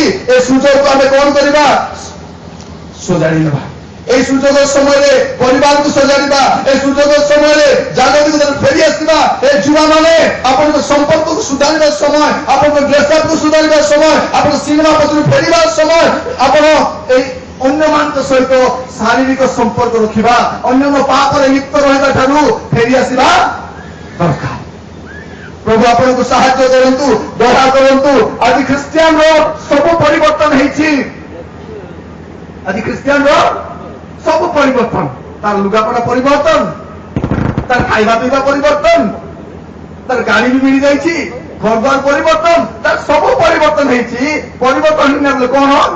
ସେ ନିଜେ ଏକ ପରିବର୍ତ୍ତନ ହେଇନାହିଁ, ତାର ମନ ପରିବର୍ତ୍ତନ ହେଇନାହିଁ, ତାର ଜୀବନ ପରିବର୍ତ୍ତନ ହେଇନାହିଁ। ମୋର ପ୍ରିୟ ଭାଇ ଭଉଣୀ ମାନେ, ଆମେ ଖ୍ରୀଷ୍ଟିଆନ ବୋଲି କହୁଛୁ, କିନ୍ତୁ ଖ୍ରୀଷ୍ଟଙ୍କର ଜୀବନ ଆମ ଠାରେ ନାହିଁ। ଆମେ ଖ୍ରୀଷ୍ଟିଆନ ବୋଲି କହୁଛୁ, ଖ୍ରୀଷ୍ଟଙ୍କର ଆଚରଣ ଆମ ଠାରେ ନାହିଁ। ଆମେ ଖ୍ରୀଷ୍ଟିଆନ ବୋଲି କହୁଛୁ, କିନ୍ତୁ ଖ୍ରୀଷ୍ଟିଆନର ସ୍ୱଭାବ ଆମ ଠାରେ ନାହିଁ। ଆମର ସାକ୍ଷାତ ବଜାରରେ ନାହିଁ, ଆମ ସାକ୍ଷାତ ଦୋକାନରେ ନାହିଁ, ଆମ ସାକ୍ଷାତ ଆମ ସ୍ଥାନରେ ରହିବା ଲୋକଙ୍କ ପାଖରେ ନାହିଁ। ଆମେ ଯୋଉଠି ଚାକିରି କରୁଛୁ, ଯୋଉଠି କାମ କରୁଛୁ, ଯୋଉଠି ପାଠ ପଢୁଛୁ, ସେଇଠି ତ ଆମର ଜୀବନଟା ଠିକ ନାହିଁ। ଆମକୁ ଦେଖିଲେ କି କହିବ କି ଖ୍ରୀଷ୍ଟିଆନ ଲୋକ ବୋଲିକି କହିବ। ମୋର ପ୍ରିୟ ଭାଇ ଭଉଣୀ ମାନେ, ପ୍ରଭୁ ଆମମାନଙ୍କୁ ଅନୁଗ୍ରହ କରନ୍ତୁ, ଦୟାକରି ସାହାଯ୍ୟ କରନ୍ତୁ। ଏ ସୁଯୋଗ ଥିବା ସମୟରେ ଆମେ ନିଜକୁ ପରିବର୍ତ୍ତନ କରୁ। ଏ ସୁଯୋଗ ସମୟରେ ଆପଣ ମଦ ଛାଡି ପାରିବେ, ଏ ସୁଯୋଗ ସମୟରେ ମନ୍ଦ ଅଭ୍ୟାସ ଫେରି ପାରିବେ, ଏ ସୁଯୋଗ ସମୟରେ ଆପଣ ପ୍ରାର୍ଥନା କରିପାରିବେ। ଆପଣଙ୍କ ପ୍ରାର୍ଥନା ଜୀବନ କେମିତି ଅଛି? ପ୍ରାର୍ଥନା ଆମେ କେତେବେଳେ କରୁଛୁ?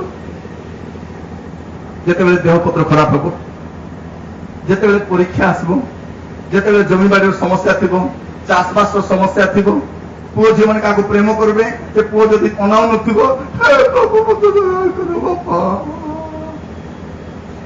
ପାଟିଆ ଲାଳ ଗଳି ଯାଉଥିବ। କାହିଁକି କାନ୍ଦୁଛି? ସେ ପୁଅ ପାଇଁ ମନେ ପକାଇବା କାନ୍ଦୁଛି। ପ୍ରଭୁଙ୍କର କିଛି କାମ ଧନ୍ଦା ନାହିଁ, ତାକୁ ପିଲାକୁ ଡାକି କରିଦେବେ, ତାକୁ ଜମିରେ ଚାଷ କରାଇବେ, ତାକୁ ଆହୁରି କିଛି ଅନ୍ୟ କାମ ପାଇଁ ନାହିଁ ଖ୍ରୀଷ୍ଟିଆନ। ପ୍ରଭୁ କାହିଁକି ଦରକାର? କାରଣ ଏ ମନ୍ଦ ଜଗତରେ, ଏ ଭ୍ରଷ୍ଟ ଜଗତରେ, ଏ କଳଙ୍କିତ ଜଗତରେ ଯୀଶୁଙ୍କର ଛଡା ଆଉ କେହି ଆପଣଙ୍କୁ ମୁକ୍ତି ଦେଇପାରିବ ନାହିଁ। ଯୀଶୁଙ୍କ ଛଡା କେହି ଆପଣଙ୍କୁ ସ୍ୱର୍ଗକୁ ନେଇପାରିବ ନାହିଁ। ଏ ମନ୍ଦ ଜଗତରୁ ଯୀଶୁଙ୍କ ଛଡା କେହି ଆପଣଙ୍କୁ ପାରି କରିକି ଆଗକୁ ନେଇପାରିବ ନାହିଁ। ସେଇଟା ଆମକୁ ଯୀଶୁ ଦରକାର। କାରଣ ପ୍ରଭୁ ଯୀଶୁ ଖ୍ରୀଷ୍ଟ ଆପଣଙ୍କ ମତେ ଗୋଟେ ନୂଆ ଜାଗାର କଥା କୁହନ୍ତି, ସେଟା ହଉଛି ସ୍ୱର୍ଗ ରାଜ୍ୟ। ସେଇ ସ୍ୱର୍ଗ ରାଜ୍ୟରେ ଯିବା ପାଇଁ आपण मते एबे प्रस्तुत हेबा दरकार। एबे सुजोगर समय, ए सुजोगर समय रे हमर जीवन को सजाड़िबू, ए सुजोगर समय रे आमे कुपथर फेरिक आसीबू, ए सुजोगर समय रे प्रभु को आमे निकटवर्ती हेबू। मोर प्रिय भाई भणी माने प्रभु आपन को अनुग्रह करंतु, प्रभु आपन को सहायता करंतु। ए सुजोग अछि निजको सजाड़िबा पाए। आपण देखि पारिबे कि मोर प्रिय माने आपन को जीवन केमती अछि। जागतिक ज्ञान, शारीरिक अभ्यास, नाना प्रकार मंदता पाप लिप्त रही करी आमे भावुछु आमे ख्रिस्टियन गाउछु कोन बोले करी ए पृथ्वी जानू आमे। हाँ, ए पृथ्वी जानू आमे जीशुंकर, आमे जीशुंकर आम काम देखी जगत जान। आमर काम केमती है? आमर काम एमती, आमर काम केमती, आमर काम केमती, आमर काम केमती झगड़ा हमारा आमर काम केमती। स्त्री खाऊता स्त्री पत्र बुलवा जाऊँ आमर काम। पैसा आईगले कौन हम बुद्धि आईब ना दुर्बुद्धि आईब। जोटी पैसा आईब से कौन आईब दुर्बुद्धि आईब। थे जड़े मत कहूँ आज्ञा प्रभु गोटे भूल काम करदे। आज्ञा प्रभु कौन कले गोटे भूल काम करदे। एत बड़ जगत एत काम दाम अच्छी, जमी बाड़ी काम अच्छी, परिवार संभाळबार अच्छी, सबू कर अच्छे। आज्ञा ए गोटे स्त्री प्रभु कहीं देले गोटे दुई तीन हेले फल फांका। जमी काम करने को गोटे, पुओ झील को संभाळा को गोटे, रंधा बड़ा करदे गोटे, और सांगे मार्केट में बुलवा आरी गोटे। मुझे कहली नाई रे बाबू आदम पाई प्रभु गोटे हवा बनाई देले। आज्ञा से तो भूली गला तार मुंडे मन कौन चलती आउरी गोटे दरकार। सरकार को कौन दरकार आरी गोटे दरकार। आगे कूटर आत्मा धरी, मिश्र आत्मा धरी। जागतिक लोक मैंने सेमती, कि ख्रिस्टियान लोक केमती मरवा जाए गोटे एका स्त्री, मरवा जाए गोटे एका। आपण मोबाइल 10टा चेंज करि परिबे, आपण मोटरसाइकेल 10टा चेंज करि परिबे, ए कानून नाकटा केतना चेंज करि परिबे। आपण को दाढ़ी मारी भल लागले आपण कोडी जिवे बालीगुड़ा जिवे, बालीगुड़ा भल लागले कोडी करबे आपण भुवनेश्वर जिवे, भुवनेश्वर भल लागले आपण बॉम्बे भी जिवे। जाऊ तो कोडी जाउछन छांतु जोआर भी जाई परिबे, किंतु कोन करि परिबे नाही स्त्री को चेंज करि परिबे, स्वामी को चेंज नहीं। आपण मान थोड़े कही मत जन को घरे डाकी मत खाइबा डाकी दिखती कौन पाई बोला बेलू तांकर विवाह 25 वर्ष हो 25 वर्ष 25 वर्ष बाहर सकाल स्वामी गोटे कागज खोजुची खोजुची खोजुची मिलूना। स्त्री पचारे हई हो तुम कौन खोजुच सकाल तू बुझबू ना तू रंधा बड़ा देख लोक मैंने आए पुणे आए निरंजन बाबू आसे खाइबा देवु से चिंता तू कर तुम कौन खोजु तो चिंता नहीं। सकाल संध्या खोजले मिलू नहीं। तापर संध्यारे स्त्री पचारे तुम कौन खोजुच पुओ से कहले ना मैरेज सर्टिफिकेट में खोजुची। कौन पाई तार एक्सपायरी डेट के अच्छी मुझे देखा इच्छा कौन कहते मैरेज रो सर्टिफिकेट रो एक्सपायरी डेट के अच्छी। ड्राइविंग लाइसेंस रो एक्सपायर अच्छी, एटीएम कार्ड रो एक्सपायर अच्छी, सब कार्ड रो एक्सपायरी डेट अच्छी। संध्यारे से स्त्री आसी मत कहते आज्ञा आंकु टिके बुझातु सकाल सर्टिफिकेट खोजुଛନ୍ତି कौन मैरेज सर्टिफिकेट एक्सपायरी डेट के अच्छी। तांकु मु सेठी गोटे कथा कहले आज्ञा आमे एक्सपायर हे जिबु किंतु हमर मैरेज के एक्सपायर हेबने। हालेलुया। क्रिश्चियन रो मैरेज के एक्सपायर हुए नहीं। मत प्रिय भाई भौणी माने सेठी पय आपण को परिवार को सजाड़िबार समय बापा मां जदि प्रार्थना करी ही थांते, जदि बापा मां माने जदि प्रार्थना करी ही थांते पिला माने भिन्नता ही थांते। मां तो प्रार्थना करू नहीं सकाळे उठू मु तो आदि नहीं सीधा झाड़ू को धरी चुरुक झाड़ू कर बुलबो तापर जाकर गोल साल गोबर काढ़ी पीब तापर डेक्सी मांज आरंभ करब तापर रोसई करब तापर कौन कर लुगा मयाल धरी काटवा घुचिब तापर कौन कर आहरी से चावल बाछवाटा आरंभ कर प्रार्थना केत करुच्ची स्वामी मैंने सकाल उठू उठू गाई बलद धरिकी सबको जाऊँगी जमी को जाऊँगी ए काम करवा लोक सकाल उठी गाड़ी को धरी दी कान मोड़ी ऑफिस को पलाती दुकान पलाती कड़े पलाती ए पुओ झील मैंने सकाल उठू उठू कौन कर बही पत्र धरिक कड़े जाऊँगी स्कूल कॉलेज प्रार्थना केत कर प्रार्थना एमन करूना प्रार्थना केमन करेंगे पास्टर प्रचारक मैंने करेंगे एमने कौन करेंगे नाना प्रकार जीवन काटवे प्रचारक मैंने प्रार्थना करेंगे आमको से के 10 टंका के 20 टंका के 50 टंका हाथ में धराई देकर आज्ञा मोर पिला पाटी प्रार्थना करुवा आज्ञा मोर झील पाटी प्रार्थना करबो आज्ञा पेट बता आज्ञा बेसी मुंड बता आज्ञा 50 टंका धरी सुस्थ न आलू सवार देखने कौन करेंगे निरंजन आज्ञा मुंड बता छाड़ी नहीं से 50 टंका नहीं थी केमती प्रार्थना तुम्हें मात्र अर्थ बुझा चेष्टा करूँ तू आज्ञा छाड़ी नहीं बोले तुम्हें केमती प्रचार तो प्रार्थना शक्ति एका नहीं मोर प्रिय माने एबे कौन भड़ारे प्रार्थना करवा लोक खोजी देछि किंतु भड़ारे प्रार्थना करवा लोक आपन समस्या समाधान करिवे नहीं आज आपन को कौन करिया पड़िबो निजे आंठेइबा को पड़िबो निजे को प्रार्थना करिया पड़िबो निजे को प्रभु को समर्पण करिया पड़िबो आपन को उपवास करिया पड़िबो मु आपन को विश्व महासभा को अनुरोध करूछि गोटे उपवास प्रार्थना रो महासभा करबा प्रार्थना महासभा केबे डेट करियो आपन मन को जणाइबे समस्त आसबे ऑलरेडी हे जाय वेरी गुड ताली टिके मारंतु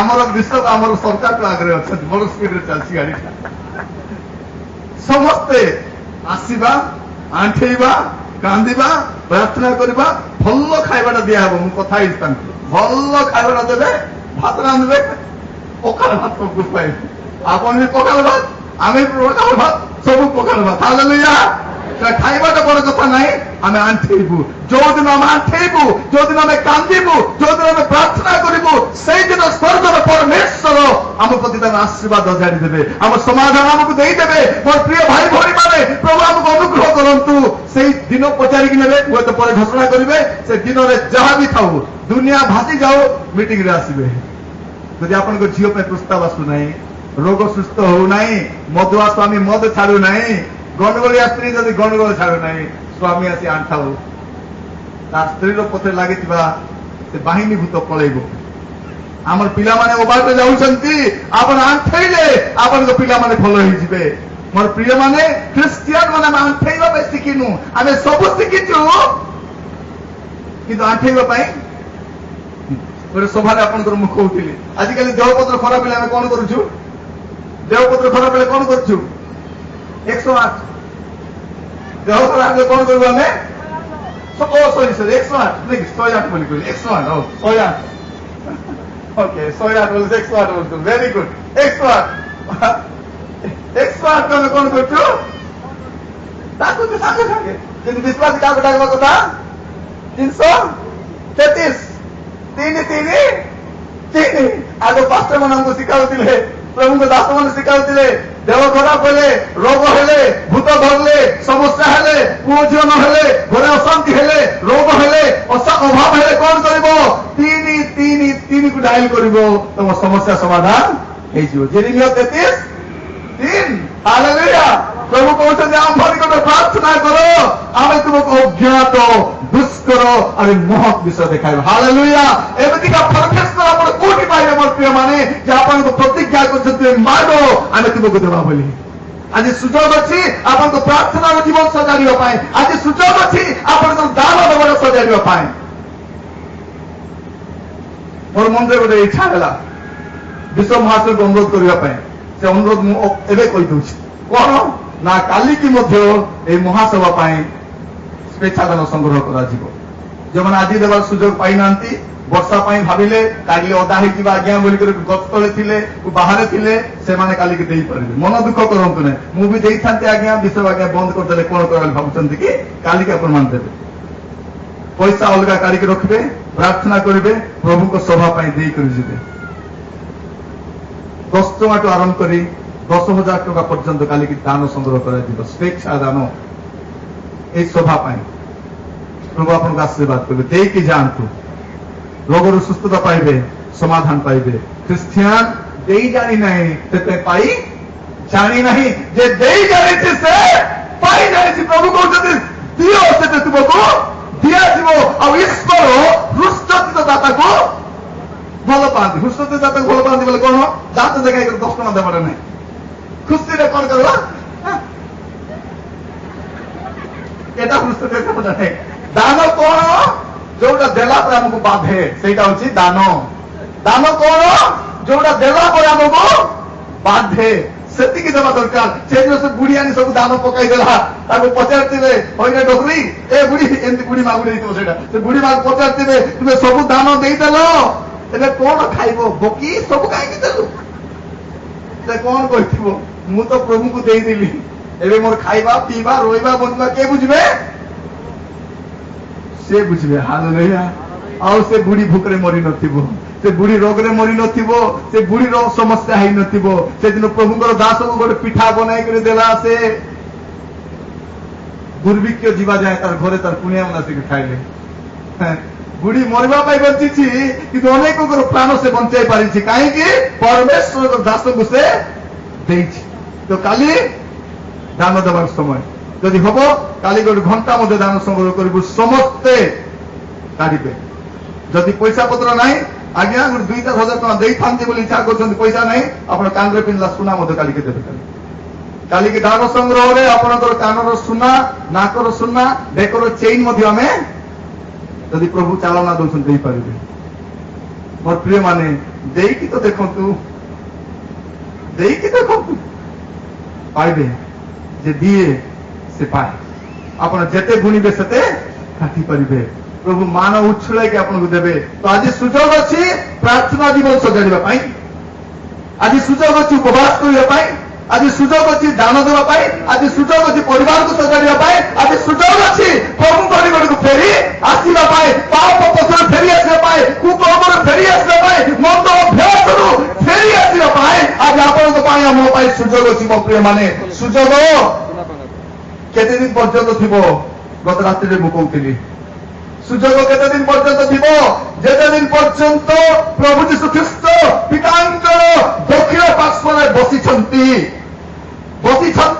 ଆଉ ଆପଣଙ୍କ ପାଇଁ ମୋ ପାଇଁ ପ୍ରାର୍ଥନା କରୁଛନ୍ତି ସେତେବେଳେ ପର୍ଯ୍ୟନ୍ତ ଅନୁଗ୍ରହ ଅଛି ଏଭ୍ରି 8:1 ଲେଖାଯାଉଛି ଯେ ଆମର ଜଣେ ମହାଯାଜକ ଅଛନ୍ତି ସେ ଆମ ପାଇଁ ନିତ୍ୟ ପ୍ରାର୍ଥନା କରୁଛନ୍ତି ପ୍ରଥମ ଜନ 2:1 ଲେଖାଯାଉଛି ଯେ ଆମର ଜଣେ ସପକ୍ଷବାଦୀ ଅଛନ୍ତି ସେ ଆମ ସପକ୍ଷରେ ପିତାଙ୍କ ସହିତ କଥା ହେଉଛନ୍ତି ଗତ ରାତିରେ ଏଇ କଥା ବି କହୁଥିଲି ଯେ ସବୁବେଳେ ସେ ବସିବେ ନାହିଁ ସେ 2000 ବର୍ଷ ହେଲା ବସିଛନ୍ତି ଏବେ ସେ ଲେଖାଯାଉଛି ଯାକୁବ 5:9 ସେ ଦ୍ୱାର ଦେଶରେ ପହଞ୍ଚିଗଲେଣି କୋଉଠି ଦ୍ୱାର ଦେଶରେ ଆସିଗଲେଣି ଆଉ ଦ୍ୱାର ଦେଶରେ ଆସିଲେ ବୋଲି ତାର କାରଣ କଣ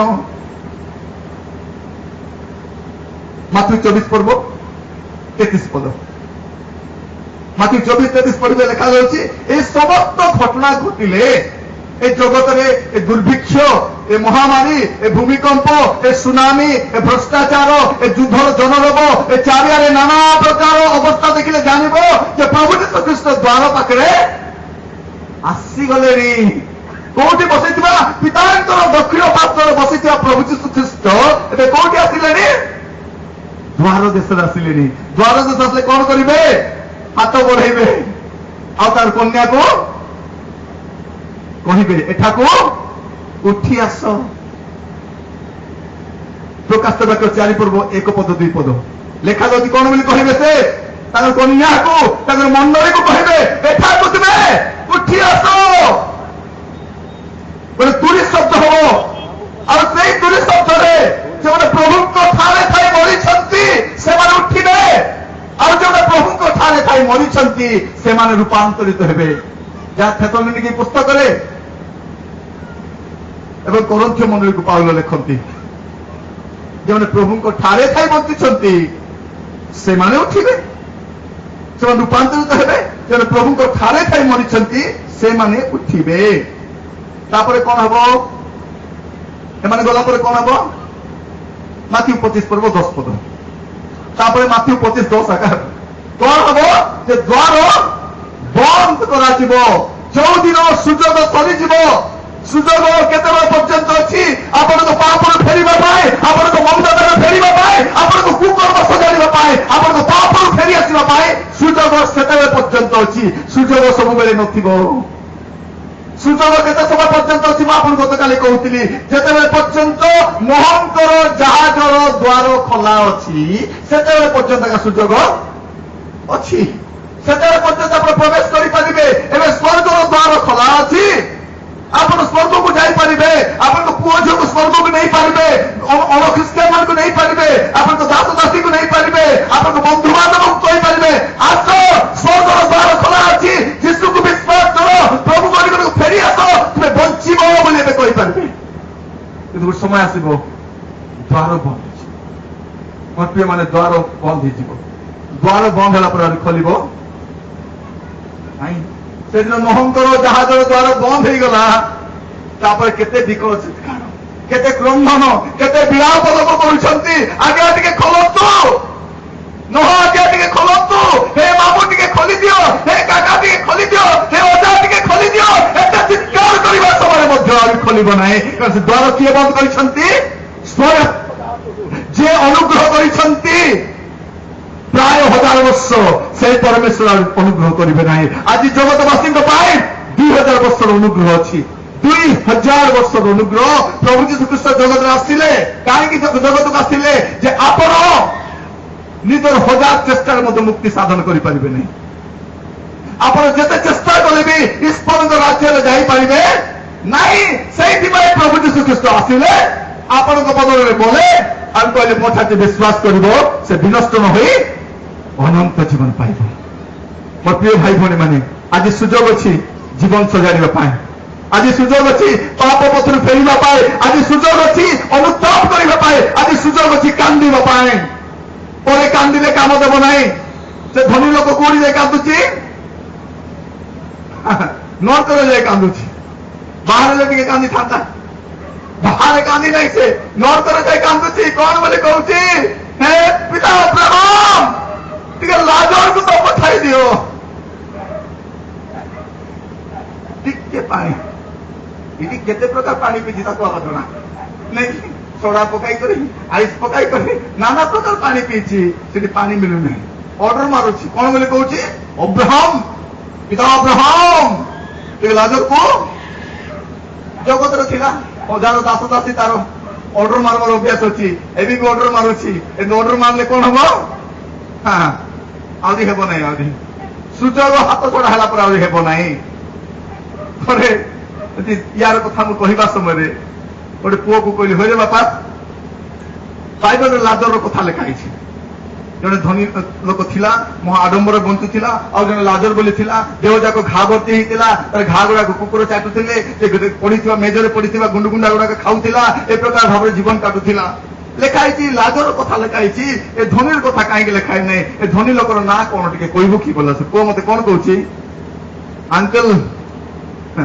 ତାର ନାଁ ତ ଯୀଶୁ ବି ଜାଣିନାହାନ୍ତି ବୋଲି କଣ ବୋଲି କହୁଛି ସେ ତାର ନାମ କିଏ ଜାଣିନାହାନ୍ତି ଯୀଶୁ ବି ଜାଣିନାହାନ୍ତି କାହିଁକି ଜାଣିନାହାନ୍ତି ତାର ନାମ ଜୀବନ ପୁସ୍ତକରେ ଲେଖା ହିଁ ନାହିଁ ଯାହାର ନାମ ଜୀବନ ପୁସ୍ତକରେ ଲେଖା ଯାଏ ନାହିଁ ତାକୁ ପ୍ରଭୁ ଜାଣନ୍ତି ବି ନାହିଁ ଜାଣିବା ଦରକାର ବି ସେଦିନ ଅନେକ କହିବେ ହେ ପ୍ରଭୁ ଦ୍ୱାର ଖୋଲି ଦିଅନ୍ତୁ ଆମେ କି ଆପଣଙ୍କ ନାମରେ ଭାବବାଣୀ କହିଲୁ ନାହିଁ ଆମେ କି ଭୂତ ଛଡେଇଲୁ ନାହିଁ ଆମେ କି ଆପଣଙ୍କ ନାମରେ ଅନେକ ଅଲୌକିକ ଶକ୍ତିର କାର୍ଯ୍ୟ କଲୁ ନାହିଁ ଆପଣଙ୍କ ନାମରେ କି ଯାଇକରି ଦେବୀ ସଭାରେ ବାକ୍ୟ ଦେଲୁ ନାହିଁ ଆପଣଙ୍କ ନାମରେ କି ମୁଁ ଦାନ ଦେଇ ନାହିଁ ଆପଣଙ୍କ ନାମରେ କି ମୁଁ ମଣ୍ଡଳୀ ତିଆରି କରି ନାହିଁ ମୁଁ ବହୁତ ଦାନ ଦେଇଛି ପ୍ରଭୁଙ୍କ ପାଇଁ ମୁଁ ବହୁତ କରିଛି ପ୍ରଭୁ ସେତେବେଳେ କହିବେ କାହାର ପାଇଁ କରିଥିବ ମୁଁ ଜାଣିନାହିଁ ମୁଁ ତୋତେ ଏକା ଜାଣିନାହିଁ ଏ ଜୀବନ କାହାକୁ ଦରକାର ମୋର ପ୍ରିୟ ଭାଇ ଭଉଣୀ ମାନେ ଯୋଉ ଜୀବନକୁ ପ୍ରଭୁ ଏକା ଜାଣନ୍ତି ନାହିଁ ଏ ଧନୀ ଲୋକ ପାଖରେ ଗାଡି ଅଛି ବଙ୍ଗଲା ଅଛି କାର ଅଛି ଜମିବାଡି ଅଛି ସୁନା ଗହଣା ଅଛି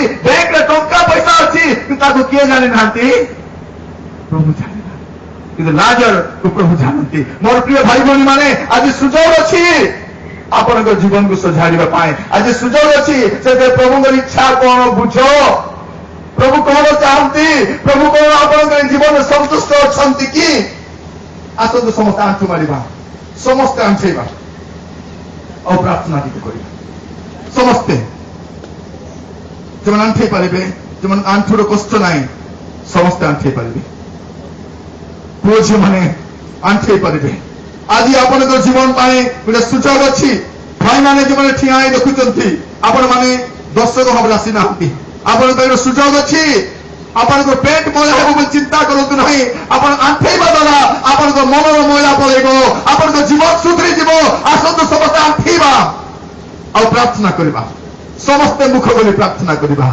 समस्ते कई आखि देखु ना समस्ते प्रार्थना करूँ समस्ते आपण जीवन अवस्था जमीतिका अच्छी এই অবস্থায় আপন মানে পরমেশ্বর রাজ্যে প্রবেশ করি পারিবে নাই আপন মানক জীবন অবস্থা যেমিতি আছে এই অবস্থায়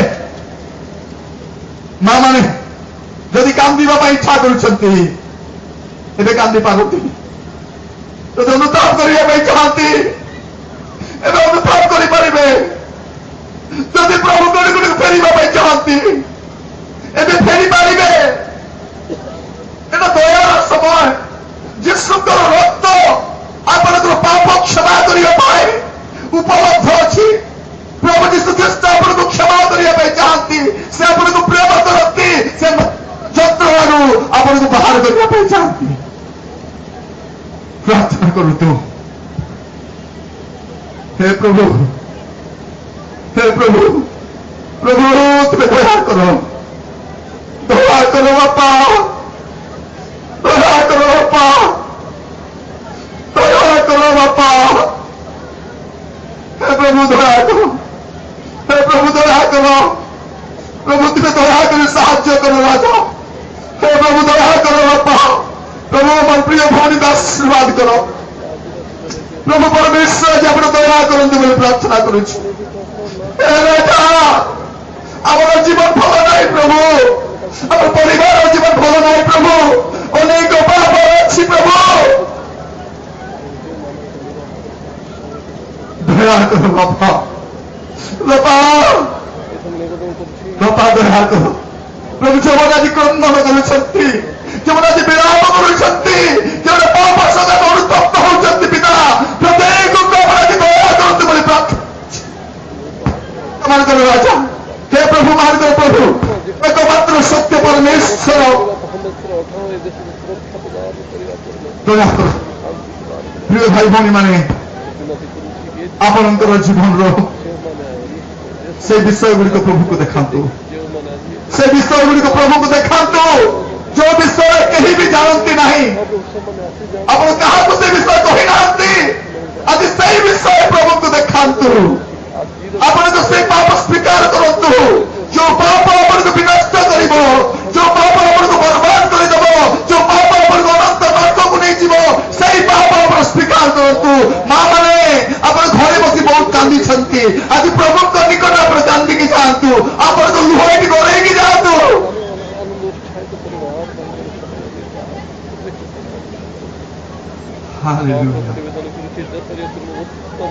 हालेलुया हालेलुया हालेलुया आपण पाप स्वीकार करतु आपण क्यों पाप करिसंती आपण किपरि जीवन काटिसंती से सब प्रभु जानती हे युवा पुओ माने यदि आपण पाप स्वीकार करेंगे नहीं आज जदि प्रभु कर फेरिक आसबे नहीं आज जदि प्रभु कर नहीं आपण केबे आसबे केबे आसबे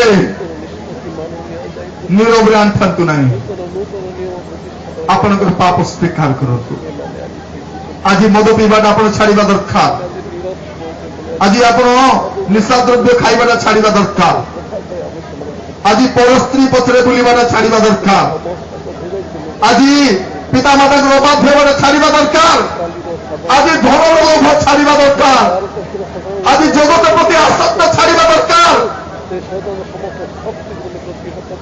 प्रभु दास मान विरुद्ध में कथा कर छाड़ा दरकार प्रिय प्रभु दास माने आज सुजोग अच्छी आप जो सेवा कर सेवा व्यर्थ न जाओ सुजोग आज अच्छी आप उत्तम भाव सेवा करें ସୁଯୋଗ ଅଛି ଆପଣ ଫେରି ଆସିପାରିବେ, ସୁଯୋଗ ଅଛି ଆପଣଙ୍କ ଜୀବନର ମିନିଷ୍ଟ୍ରିକୁ ଭଲ କରିପାରିବେ। ଖାଲି ନା ପାଇଁ ଗୋଟେ ମିନିଷ୍ଟ୍ରି କରନ୍ତୁ ନାହିଁ। ପରମେଶ୍ୱର ଆପଣମାନଙ୍କୁ ତାଙ୍କର ଅଗ୍ନିର ସାମର୍ଥ୍ୟରେ ତାଙ୍କର ଆତ୍ମାଙ୍କର ତେଜରେ ଆପଣମାନଙ୍କୁ ବ୍ୟବହାର କରିବା ପାଇଁ ପ୍ରାର୍ଥନା କରନ୍ତୁ। ଏ ସମ୍ପୂର୍ଣ୍ଣ କନ୍ଧମାଳରେ ପରମେଶ୍ୱରଙ୍କ ରାଜ୍ୟ ଉଚ୍ଚୀକୃତ ହେବା ଦରକାର। ଆମର ବିଜୟର ବାଣ, ଆମର ସେ ଜିହ୍ୱା ନିଶ୍ଚି ପରମେଶ୍ୱର ଉଚ୍ଚୀକୃତ ହେବା ଦରକାର। ଆଜି ମଣ୍ଡଳୀ ବିରୁଦ୍ଧରେ, ଈଶ୍ୱରଙ୍କ ଲୋକମାନଙ୍କ ବିରୁଦ୍ଧରେ ଯେଉଁ ଶତ୍ରୁ ଶୈତାନ ନାନା ପ୍ରକାର ଷଡ଼ଯନ୍ତ୍ର କରିଛି, ମଣ୍ଡଳୀକୁ ବିଭାଜନ କରିବା ପାଇଁ, ବିଶ୍ୱାସୀମାନଙ୍କୁ ପଥଭ୍ରଷ୍ଟ କରିବା ପାଇଁ, ଆପଣଙ୍କ ପରିବାରରେ ଅଶାନ୍ତି କରିବା ପାଇଁ ଯେଉଁ ଅନ୍ଧକାର ଶକ୍ତି କାର୍ଯ୍ୟ କରୁଛି, ଆପଣଙ୍କର ଆଜିର ପ୍ରାର୍ଥନା ଯୀଶୁଙ୍କ ନାମରେ ଏ ସ୍ଥାନରେ ତାକୁ ବିତାଡ଼ିତ କରିବ। ପ୍ରାର୍ଥନା କରନ୍ତୁ। ପ୍ରଥମରେ ଆପଣଙ୍କ ଜୀବନକୁ ସଜାଡ଼ନ୍ତୁ। ପ୍ରଥମରେ ଆପଣଙ୍କର ଜୀବନ ଅବସ୍ଥାକୁ ଦେଖାନ୍ତୁ। ପ୍ରଥମରେ ଫେରି ଆସନ୍ତୁ, ଫେରି ଆସନ୍ତୁ। ଆପଣଙ୍କର ପାପ ସ୍ୱୀକାର କରନ୍ତୁ। ଯୁବା ପୁଅ ଝିଅମାନେ, ପରମେଶ୍ୱର ଆପଣଙ୍କୁ ପ୍ରେମ କରନ୍ତି, ପରମେଶ୍ୱର ଆପଣଙ୍କୁ ପ୍ରେମ କରନ୍ତି। ସେ ଆପଣମାନଙ୍କ ଜୀବନରେ ଆଜି ମହାନ କାର୍ଯ୍ୟ କରିବା ପାଇଁ ଚାହାନ୍ତି। ସେ ପ୍ରଭୁ ଆପଣଙ୍କର ଜୀବନକୁ ସଜାଡ଼ିବା ପାଇଁ ଚାହାନ୍ତି। ଆପଣ ଯଦି ପାପ ସ୍ୱୀକାର କରିବେ, ସେ କ୍ଷମା କରିବା ପାଇଁ ବିଶ୍ୱସ୍ତ ଏବଂ ନ୍ୟାୟବାନ ଅଟନ୍ତି। সেই ପରମେଶ୍ୱର ମହାନ ଯୀଶୁ ଦୟା କର, ହେ ଯୀଶୁ ଦୟା କର, ହେ ପ୍ରଭୁ ଦୟା କର, ପ୍ରଭୁ ଦୟା କର। ପ୍ରଭୁ ଆଜି ମୋର ମା ମାନେ, ମୋର ପ୍ରିୟ ଭଉଣୀ ମାନେ, ପ୍ରଭୁ ଆଜି ଆପଣଙ୍କ ସମ୍ମୁଖରେ କ୍ରନ୍ଦନ କରୁଛନ୍ତି, ଆଜି ବିଳାପ କରୁଛନ୍ତି। ପ୍ରଭୁ ଦୟା କର। ପ୍ରଭୁ ଯେଉଁମାନେ ବିଭିନ୍ନ ସମସ୍ୟା ନେଇ ଆସିଛନ୍ତି, ବିଭିନ୍ନ ପ୍ରକାର ପାପ ରୋଗରେ ଲିପ୍ତ ଅଛନ୍ତି, ବିଭିନ୍ନ ପ୍ରକାର କଳୁଷିତରେ ଅଛନ୍ତି, ହେ ପ୍ରଭୁ ଆପଣ ସେମାନଙ୍କୁ ଦୟା କରନ୍ତୁ। ଆଜି ସେମାନଙ୍କୁ ମୁକ୍ତ କରନ୍ତୁ। ପ୍ରଭୁ ସେମାନଙ୍କୁ ଦୟା କରନ୍ତୁ। ପ୍ରାର୍ଥନା କରନ୍ତୁ। ମା ମାନେ, ଆଜି ଆପଣଙ୍କ ପାପ ସ୍ୱୀକାର କରିବାର ଦିନ, ଆଜି ସୁଯୋଗର ଦିନ, ଆଜି ପ୍ରଭୁଙ୍କ ଠାରୁ ଦୟା ପାଇବାର ଦିନ, ଆଜି ପ୍ରଭୁଙ୍କ ନିକଟକୁ ଫେରି ଆସିବାର ଦିନ, ଆଜି ପ୍ରଭୁଙ୍କ ଠାରୁ ସ୍ୱର୍ଗୀୟ ଆଶୀର୍ବାଦ ପାଇବାର ଦିନ, ଆଜି ଆପଣଙ୍କର ଦିନ। ଆଜି ପ୍ରଭୁ ଆପଣଙ୍କୁ ପ୍ରେମ କରୁଥିବାରୁ ଏ ସୁଯୋଗ ଦେଇଛନ୍ତି, ଏ ସୁଯୋଗ ଦେଇଛନ୍ତି। ଏ ସୁଯୋଗକୁ ହାତ ଛଡ଼ା କରନ୍ତୁ ନାହିଁ, ଏ ସୁଯୋଗକୁ ହାତ ଛଡ଼ା କରନ୍ତୁ ନାହିଁ। ପ୍ରାର୍ଥନା କରନ୍ତୁ। କେହି ଜଣେ ମଧ୍ୟ ତାର ଗୁପ୍ତ ଜୀବନ ନେଇ ସ୍ଥାନରୁ ନ ଯାଉ। ଭାଇମାନେ, ନିଜକୁ କଠୋର କରନ୍ତୁ ନାହିଁ, ଆହୁରି ନିଜକୁ କଠୋର କରନ୍ତୁ ନାହିଁ। ଆହୁରି କେତେଟା ବାକ୍ୟ ଶୁଣିବେ, ଆଉ କେତେଟା ସ୍ୱଭାବରେ ପରିବର୍ତ୍ତନ ହେବେ। ଯଦି ଆଜି ଆପଣ ନିଜକୁ ପରିବର୍ତ୍ତନ କରିବେ ନାହିଁ, ଆଜି ଯଦି କ୍ରନ୍ଦନ କରି, ଆଜି ଯଦି ବିଳାପ କରି ପ୍ରଭୁଙ୍କ ନିକଟକୁ ଫେରି ଆସିବେ ନା, ଆପଣ କେବେ ଫେରି ଆସିବେ? କେବେ ଫେରି ଆସିବେ? ପ୍ରଭୁ ଆପଣଙ୍କୁ ପ୍ରେମ କରନ୍ତି, ପ୍ରଭୁ ଆପଣଙ୍କୁ ପ୍ରେମ କରନ୍ତି। ସେଇ ପ୍ରଭୁ ଆପଣଙ୍କୁ ଗୋଟେ ସୁଯୋଗ ଦେଇଛନ୍ତି। ପୁଅମାନେ, ବାପାମାନେ, ଭାଇମାନେ, ଆପଣଙ୍କର ଜୀବନରୁ ସେଇ ପାପ ସ୍ୱୀକାର କରନ୍ତୁ ଯାହା ଆପଣଙ୍କ ସ୍ତ୍ରୀ ବି ଜାଣିନାହାନ୍ତି। ଆପଣ ଯାହା ଲୁଚେଇଛନ୍ତି, ଏବେ ପର୍ଯ୍ୟନ୍ତ କେହି ଜାଣିନାହାନ୍ତି ବୋଲି ଭାବୁଛନ୍ତି, ସେଇ ପାପ ସ୍ୱୀକାର କରନ୍ତୁ। ନହେଲେ ସେଇ ପାପ ଆପଣଙ୍କ ବିନାଶ ଆଡ଼କୁ ନେଇକି ଯିବ। ସେଇ ଗୁପ୍ତ ପାପ ଆପଣଙ୍କ ପରିବାର ଆଶୀର୍ବାଦ ଆଣିବାକୁ ଦେଉନାହିଁ। ସେଇ ପାପ ଆପଣଙ୍କ ପରିବାର ପାଇଁ ଅଶାନ୍ତି ଆଣୁଛି। ସେଇ ପାପ ଆପଣଙ୍କ ପରିବାରକୁ ଭାଙ୍ଗୁଛି। সেই পাপ সকাশে ଆପଣ ଋଣମୁକ୍ତ ହେଇପାରୁନାହାନ୍ତି। ସେଇ ପାପ ସକାଶେ ଆପଣଙ୍କ ଜୀବନର ଅସୁବିଧା ଦୂର ହେଉନାହିଁ। ଆଜି ସେଇ ପାପ ଆପଣ ସ୍ୱୀକାର କରନ୍ତୁ। ମୋର ପରମେଶ୍ୱର ଆପଣଙ୍କୁ ଆଶୀର୍ବାଦ କରି ପଠେଇବେ। ସେ ଆପଣଙ୍କୁ ଆଶୀର୍ବାଦ କରିବା ପାଇଁ ଚାହାନ୍ତି। ସେ ଆପଣଙ୍କୁ ଆଶୀର୍ବାଦ କରିବା ପାଇଁ ଚାହାନ୍ତି। ହାଲେଲୁୟା। ମୁଁ ପ୍ରଭୁଙ୍କ ଦାସକୁ ଅନୁରୋଧ କରିବି, ସେମାନଙ୍କ ନିମନ୍ତେ ପ୍ରାର୍ଥନା କରିବେ। ମୁଁ ବିଶ୍ୱ ମହାଶୟଙ୍କୁ ଅନୁରୋଧ କରେ, ସେ ପ୍ରାର୍ଥନା କରିବେ। କିନ୍ତୁ ସେ ଆପଣଙ୍କ ପାଇଁ ପ୍ରାର୍ଥନା କରିବା ସମୟରେ ମା ମାନେ ନିଜ ପାଇଁ ପ୍ରାର୍ଥନା କରନ୍ତୁ, ଭାଇମାନେ ପୁଅ ଝିଅମାନଙ୍କ ପାଇଁ ନିଜ ପାଇଁ ପ୍ରାର୍ଥନା କରନ୍ତୁ। ଆଜିର ସ୍ୱୀକାର ହେବା ଦରକାର। ସୁଯୋଗ ଅଛି, କାରଣ କାଳ ମନ୍ଦ ଅଟେ, ଆଗକୁ ସୁଯୋଗ ନଥିବ। ଆଜିଠାରୁ ଭଲ ପ୍ରାର୍ଥନା ଜୀବନ କାଟିବା ପାଇଁ, ଭଲ ଦାନ ଦେବା ପାଇଁ, उद्योगी होगा मंडली रे आपण के समस्या हेब ना आपण समस्या कारण हेबे नहीं मंडली भांगा जो शक्ति जो अंधकार शक्ति जो मंद आत्मा द्वारा चालित हो जीवन काटुवा लोक मान अंदर आपण मैंने पड़े ना परमेश्वर आपण मान आशीर्वाद करने डाकी अभिशाप अंशी हूँ ना से आपन को प्रेम करुवा सुजोग देते आज हुए तो आप शेष सुजोग थी पारे ये सुजोग को हाथ चढ़ा करूँ ना परमेश्वर को दया निकट को फेरी आसतु पाप स्वीकार करूँ पाप स्वीकार करूँ भाई माने भौणी माने आज आपण जीवन गोटे परिवर्तन आसवा दरकार आज आपण जीवन रे गोटे समाधान आसवा दरकार पुराना जीवन आज छाड़ा दरकार यही 44तम वार्षिक सभारे आपण जीवन गोटे परिवर्तन आसवा दरकार यही पेंडेल रू बाहर समय गोटे नूतन व्यक्ति ही बाहर आप पुरातन जीवन समाधि प्राप्त होगा दरकार जीशु को ठारे गोटे नूतन जीवन काटे गोटे नूतन विश्वास ही काटे परमेश्वर आपण को प्रेम कर सूचक देते प्रभु को दास को अनुरोध करे से प्रार्थना मान को पढ़ी ने प्रभु मैंने तुमको धन्यवाद दे तुम नाम प्रशंसा गौरव करुचु आम प्रभु तुम्हें वाक्य दे कढ़े नहीं आम को तुम्हें जीवंत वाक्य दे प्रभु से वाक्य आम जीवन रे अनेक गुण फल उत्पन्न कर तुम्हें से कोई आम आशीर्वाद कर यही स्थान में जिते जन अच्छु प्रभु तुम आशीर्वाद प्रार्थना करुचु तुम्हें आम अनुग्रह कर पवित्रात्मा स्पर्श दियो प्रत्येक को तुम्हें आत्मा स्पर्श दे प्रभु आत्मिक जीवन एक नूतन विषय अनुभव करने आम को साहाय्य कर आम तुम्हें पाप क्षमा कर तुमको धन्यवाद देउछु आम को एक नूतन चिंताधारा दे धन्यवाद देउछु अतीतर समस्त विषय को प्रभु पाप को भूली जावाई तुम्हें आम को चालना दे धन्यवाद देउछु आम पाप अयोग्यता तुम्हें क्षमा कर प्रिय प्रभु आम तुम चरण तले प्रत्येक को उत्सर्ग करुचु आम प्रभु तुम्हें आलोकर संतान कर आम प्रभु तुम्हें तुमरी संतान और संतति कर तुमरी शक्ति रे शक्तियुक्त है आम जगत रे प्रभु आलो सदृश जली आम को तुम्हें कल्याण प्रत्येक तुम्हें आशीर्वाद वाक्य में धन्यवाद तुम दास निरंजन निरंजन भाई को तुम आशीर्वाद कर परिवार को तुम आशीर्वाद कर सहधर्मी को तुम आशीर्वाद कर मिनिस्ट्री को तुम आशीर्वाद कर जीवन चलापथ तुम सहवर्ती परमेश्वर अनेक अंक निकट से पहुंचे तुम निकट को आने प्रभु से शक्ति तुम दास को तुम शक्ति युक्त कर आउ थे आम प्रत्येक तुम चरण उत्सर्ग कर जीशु नाम प्रार्थना उत्सर्ग करो।